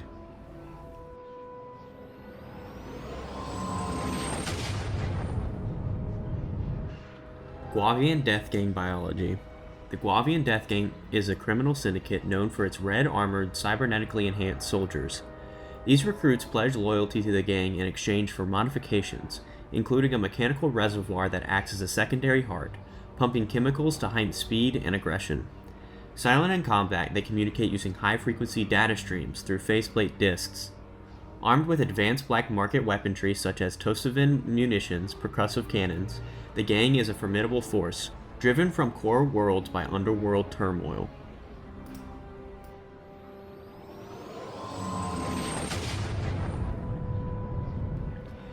Aloth conflicts. The insurrection on the Twilight Colony planet Aloth occurred during the High Republic era due to famine and widespread discontent among the populace. Lorna D., daughter of Keeper Yuda D., believed spice mining was necessary to address the crisis, though her father opposed it. Lorna's boyfriend, Bala Waleen, a spice runner allied with the Zygarian Alliance, convinced her to support a coup, promising to install her as Keeper and ensure her family's safety. However, Waleen betrayed Lorna, ordering the execution of her family after she opened the safe room for the insurrectionists. He claimed the position of Keeper for himself and forced Lorna to abdicate her rights. When she refused, Waleen drugged her with glitterstem and sold her into slavery to the Zygarians. Under Waleen's rule, Aloth became a major producer of glitterstem and spice. Lorna eventually escaped slavery, joining the Republic's military academy after deserting and becoming a mercenary. She later encountered Waleen, killed him during a Nile raid, and helped the Marauders take control of Aloth's mines, officially joining the Nile. Throughout her life, Lorna harbored deep anger and desire for revenge against Waleen, reflecting on how his betrayal defined her past and led her to become a Tempest runner for the Nile.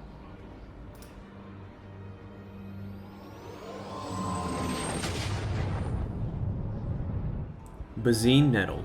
Bazine Nettle, born on Choctaw, was raised by Delphi Clota in combat school, where she trained as a bounty hunter.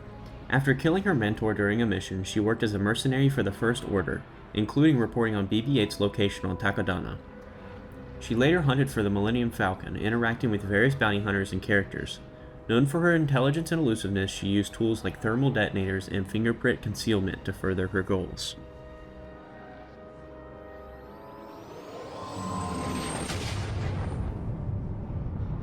Pantaloon Cruiser.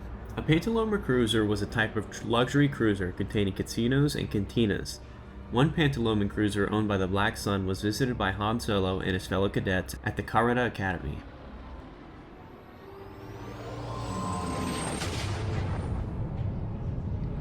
Dawn of Tranquility. Yeah, the Dawn of Tranquility is just the name of the Radis before the Radis was named the Radis. So, that's all.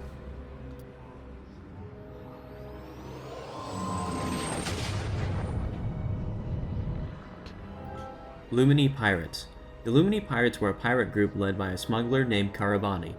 A significant conflict between the pirates and the New Republic occurred in 10 ABY, when the pirates, using an interdictor cruiser, pulled a Republic CR-90 Corvette out of hyperspace and stole the holocron it was transporting. The pirates, however, didn't count on Mara Jade, who was stationed on board. After arriving at the pirates' orbital shipyard via a crate, she stowed away on the ships to Karabani's base on Rathalay. There, due largely to the raiders' sloppiness, Jade was able to recover the holocron and escape.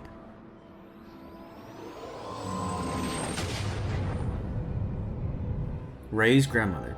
So Rey's grandmother doesn't actually exist, it's actually just Palpatine. Palpatine never got married or had kids with anyone. The father of Rey is actually just a clone of Palpatine that was non-Force sensitive. So, Rey's father married. So Rey has a mother, but Rey does not have a grandmother unless you include Palpatine as the grandmother.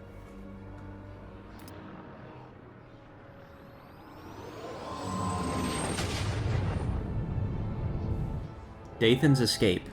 Dathan was a non-Force sensitive clone of Emperor Palpatine, created to serve as a contingency for the Sith Lord's plan.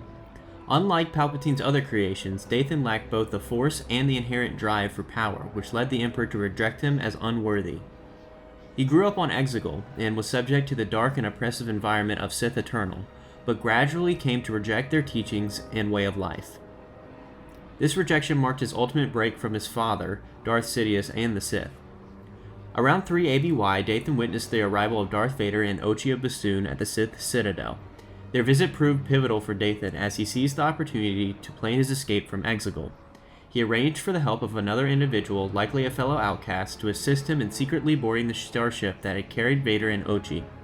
Before departing, Dathan gave this person a song-steel amulet, inscribed with the Sith Eternal crest, which was said to render the wearer invisible for the duration of the journey. The ship traveled to the space station Koki Frost, where Dathan found work with a Sunscooper's engineering team and began building a new life, where he would ultimately become the father of Rey.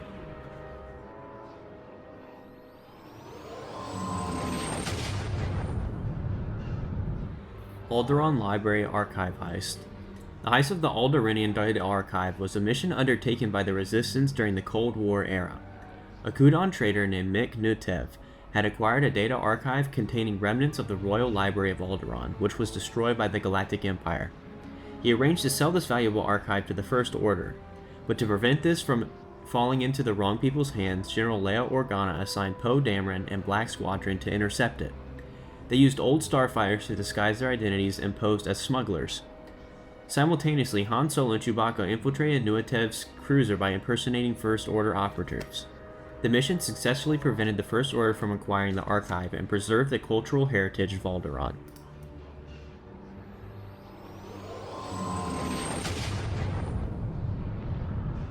Lo Ray Anno. Lo Ray Anno was a female Tibetan racer from the Outer Rim planet Apipita and a legendary participant in the galactic sport of starship racing. Born in an unknown year, she gained fame as one of the oldest active racers in history, competing for centuries and achieving victory in many major events, including the prestigious 5 Saber races. Her career was notable for its longevity and her unwavering commitment to the spirit of fair competition.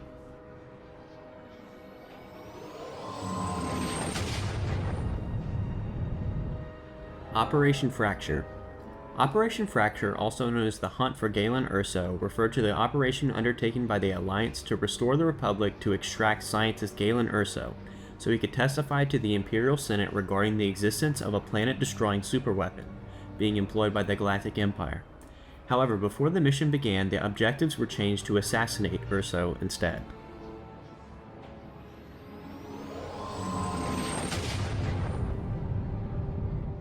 Cookie Tugs. Shrono Cookie Tugs was a deformed Ariadak male and legendary chef who served for centuries as the head cook in Maz Kanata's castle on Takodana. Inspired in his youth by the holovids of the iconic chef Gormanda, Tugs overcame prejudice and ridicule due to his appearance. Kanata gave him his first major opportunity, and the two developed a close friendship, with Maz respecting his privacy about his mysterious past. During his tenure, Tugs faced a dramatic mystery when his sous chef, Rob's Eli, was murdered, and Eli's recipe book was stolen. To uncover the truth, Tugs devised a cooking contest among his chefs aiming to catch the thief using Ellie's recipes. The true culprits, however, were revealed to be 2 BD-3000 luxury droids, Carly and Janelle, who had killed Eli. Tugs ultimately destroyed the droids in a life-threatening confrontation and honored Eli's legacy by distributing copies of his recipe book to culinary schools and his team.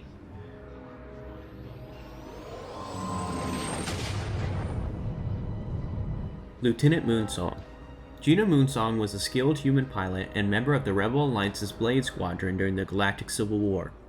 Known for her expertise with B-Wing starfighters, she played a key role in significant battles, including the Battle of Endor, where she helped destroy an Imperial Star Destroyer, contributing to the Rebellion's victory over the Empire.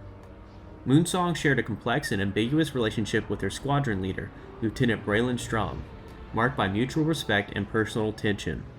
5 years after Endor, during the Battle of Malastare, she disobeyed orders to attack Moff Pandion's palace, showcasing her independent and bold nature. Renowned for her bravery, strong will, and dedication to the cause, Moonsong's actions left a lasting legacy in the fight against the Empire, embodying the spirit of the Rebel Alliance.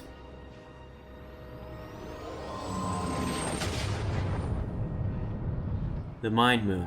The Mind Moon is a satellite orbiting the planet Mimban, known for its mining operations conducted by the native Mimbanese. During one such operation, miners uncovered an ancient artifact called the Mind Splinter, which became a priceless relic within the Mimbanese culture.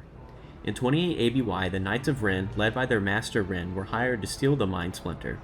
They attacked the miners guarding the relic, leading to a skirmish on the Mind Moon.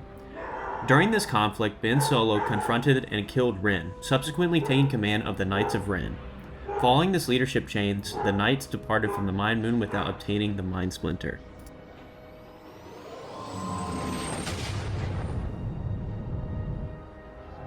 Turf Moda Bust. Turf Moda was a male Jedi Master who lived during the High Republic era and trained Avar Kriss as their Padawan. Moda served as a seeker in the Jedi Order and encountered the Force-sensitive infant Aloxion Zent in 230 BBY, when he brought her into the Order. He also encountered a young Sifo Dyas, and brought him to the Jedi Temple so he could become a Jedi Knight. Maz Kanata owned a bust of Mada's image, which she kept in her castle on the planet Takodana.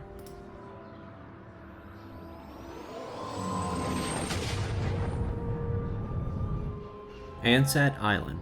Ansett Island, located on the planet Ansett in the Outer Rim territories, is significant for its role in the Battle of Ansett Island. During this conflict, the First Order ordered its stormtroopers to fire on civilians, but a group led by TZ-1719 refused and chose to defect. TZ-1719, later known as Janna, and her comrades abandoned the First Order and laid down their weapons in an act of rebellion. This pivotal event marked a turning point in the fight against the First Order, highlighting cracks in its control. After defecting, Jaina and her group relocated to Kef Bir, the ocean moon of Endor. The island's significance lies in its connection to the moral stand against tyranny. Although little is known about the island's geography or culture, it became a symbol of courage and resistance. Ansett Island remains an important part of the galaxy's history for sparking a powerful narrative of defiance.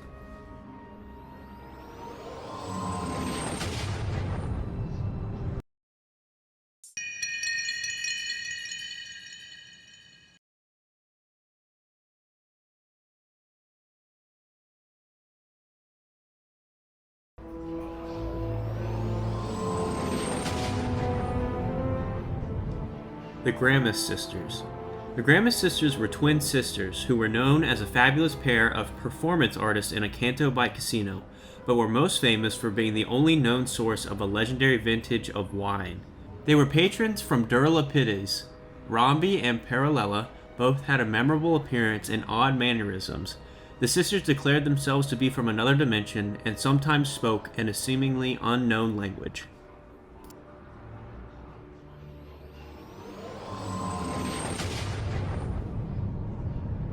Exum Panchard. Exum Panchard was a male Sith Lord who held the title of Viceroy on a long-forgotten planet and became infamous for his cruelty and thirst for power. He crafted a mask from meteoric material imbued with the dark side of the Force, embedding it with the screams of hundreds of innocents slaughtered for his pleasure. This malevolent artifact allowed Panchard's spirit to persist beyond death, tethered to the mask through the dark side. The mask also corrupted and influenced those who came into contact with it, spreading his evil long after his physical demise.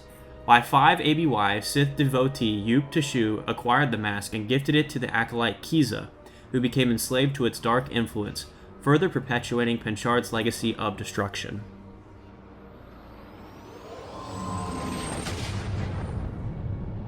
Nubaran was a non-binary Jedi Master of an unidentified species who served as the shipmaster and quartermaster of Starlight Beacon during the High Republic era. An amorphous being resembling a cloud capable of generating their own lightning, Nubaran communicated telepathically with other Force users. Their color shifted with their emotions, displaying lavender when calm, pink and purple when displeased, and scarlet when growing more heated. Due to Jedi Knight Venestra Row's habit of crashing starships, Nubaran refused to let her use any more of their vessels. They were frustrated that Row had lost a vector to the Nile and had destroyed the Vern Chagger during the attack on Valo. Afterwards, Nubaran ordered a ban on issuing any ships to Vernestra Row.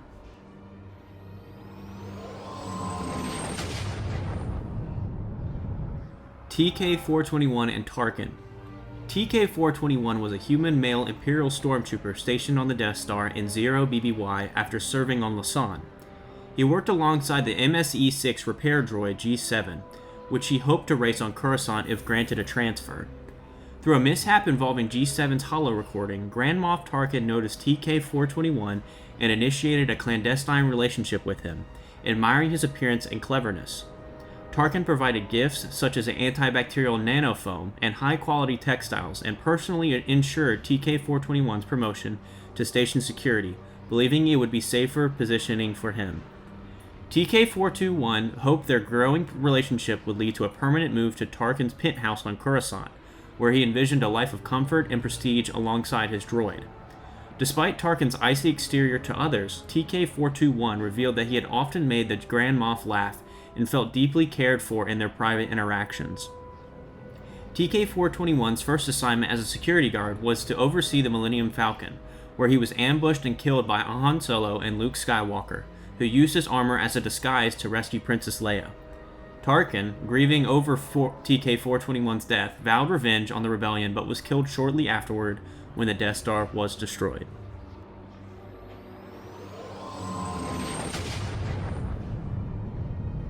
Star Wars Shadow of Vader.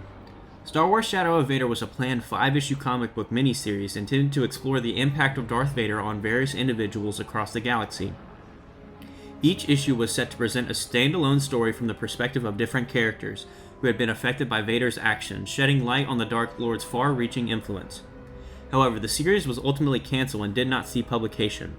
The cancellation occurred following the dismissal of writer Chuck Wendig from the project due to controversial remarks he made on social media, which led to significant backlash.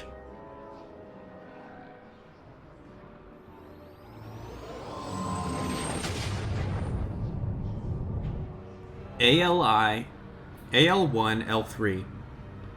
LA1L3, nicknamed Alley, was a protocol droid that served in the administrative center of Pike Syndicate's spice mines on the planet Kessel. After witnessing a droid revolution sparked by the droid L337 in 10-8 BBY, Alley saw a glimpse of independence that survived in the back of her processors when she was later scrapped and recycled. Alley slowly rebuilt herself and began to work as a cargo hauler for the droid clientele. By 34 ABY, this had resulted in a bounty being placed on her head, and while she was hiding in the Black Spire outpost on the planet Batuu, her location was reported to the Bounty Hunters Guild. In 35 ABY, she heeded the call of L337's old allies Lando Calrissian and Chewbacca to aid the Resistance in defeating Darth Sidious and the Sith Eternal on the planet Exegol. After the Resistance and its allies emerged victorious, Alley returned to the Resistance base on the moon Agent Kloss to celebrate.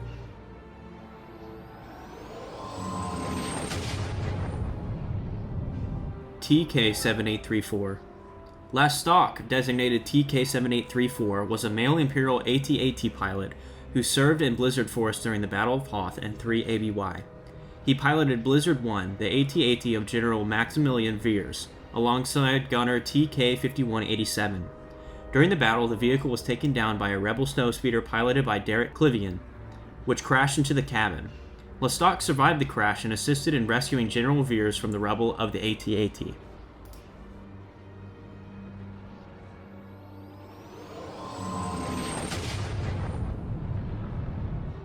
Lugubrious Moat. The Tale of the Lugubrious Moat is a short story from the Star Wars universe featured in the 2020 novel The Legends of Luke Skywalker by Ken Liu. The narrative is presented as a first-hand account, relayed second-hand, of a mole flea named the Lugubrious Moat, who claims to have accompanied Luke Skywalker during the rescue of Han Solo.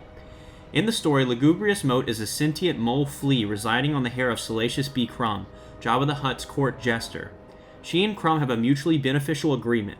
Moat provides material for Crumb's jokes, and in return she shares the scraps that Jabba tosses their way.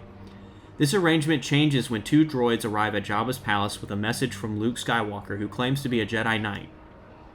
The story is a part of a collection that explores various legends and myths surrounding Luke Skywalker, offering different perspectives on his character and deeds. The Tale of the Lugubrious Moat provides a unique and whimsical viewpoint, highlighting the diverse storytelling within the Star Wars universe.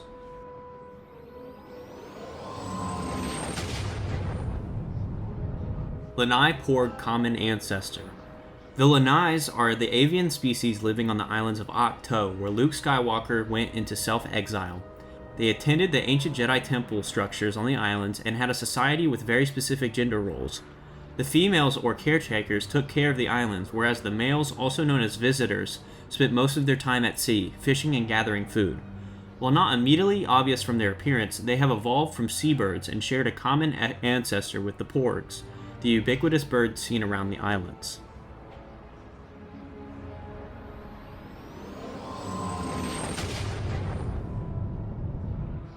Trudged-in flirting. Now, I wasn't able to really find anything about this one except for Trudged-in, who is one of the Knights of Ren, is seen potentially flirting with someone in one of the Kylo Ren comics, but I was unable to find any specific source with this or any sort of visual evidence of this, but that is just what I could surmise.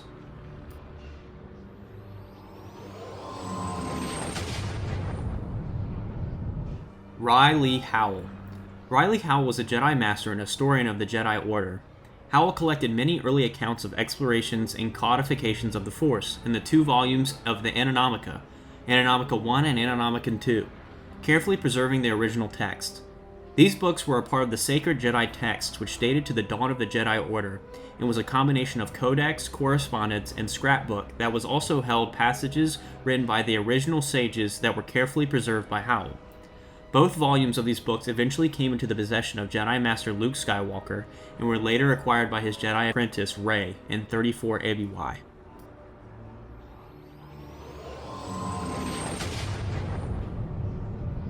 K-43 Rock Monster Incident. Khakra, officially designated as K-43, is a highly unstable volcanic planet located in wild space within the expansive region. It is characterized by intense geological activity, including frequent eruptions and massive lava flows, making it initially seem uninhabited. However, it is home to the Khakran's, a species of sentient, rock-based life forms that exist in harmony with the planet's volatile environment. The planet itself is revealed to be a colossal sentient Khakran, suggesting that the entire world is a single conscious entity. During the Galactic Civil War, the Rebel Alliance planned to exploit the planet's instability to destroy an Imperial fleet by triggering massive volcanic eruptions. However, upon discovering the existence of the Khakran's, the rebels abandoned their plan, unwilling to sacrifice innocent lives.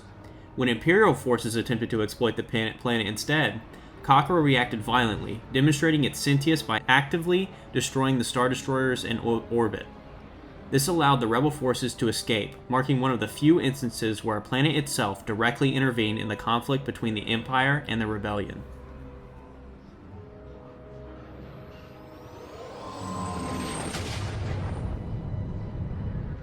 Creative differences.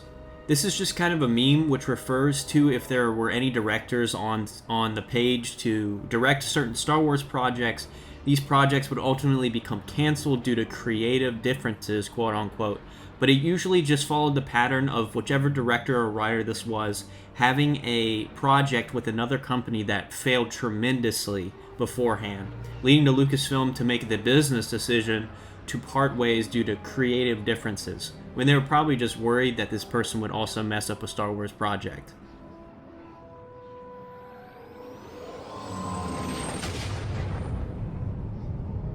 Yoda's blanket.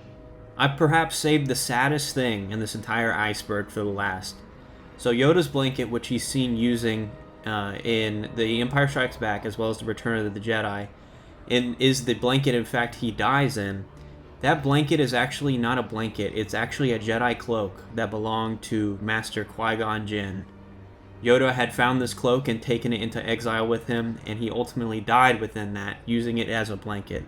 So, sorry to end it on such a downer, but that is in fact canon.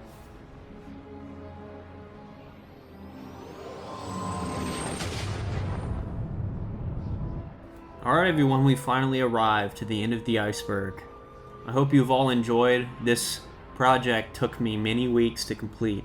I believe 8 weeks. Lots of research. I think the final script count on the Word document was around 86 pages and over 27,000 words. So, I hope you all enjoyed. I'll probably take a quick little break from doing iceberg videos because they do take quite a bit of time. But if you stuck around, thank you for watching all of these. I hope you've enjoyed. I hope to do another iceberg soon, more specifically focusing on the Clone Wars era of Star Wars. I feel like this one focused a lot on High Republic and like Resistance era, and I'd like to do something with the area I'm most interested in. So if you have any recommendations for an iceberg, or if you see one somewhere that you'd like me to do, please let me know. And hopefully I'll start working on that sometime in the next month or so. But without further ado, thank you again for watching. Subscribe for more, and we'll see you in the next one.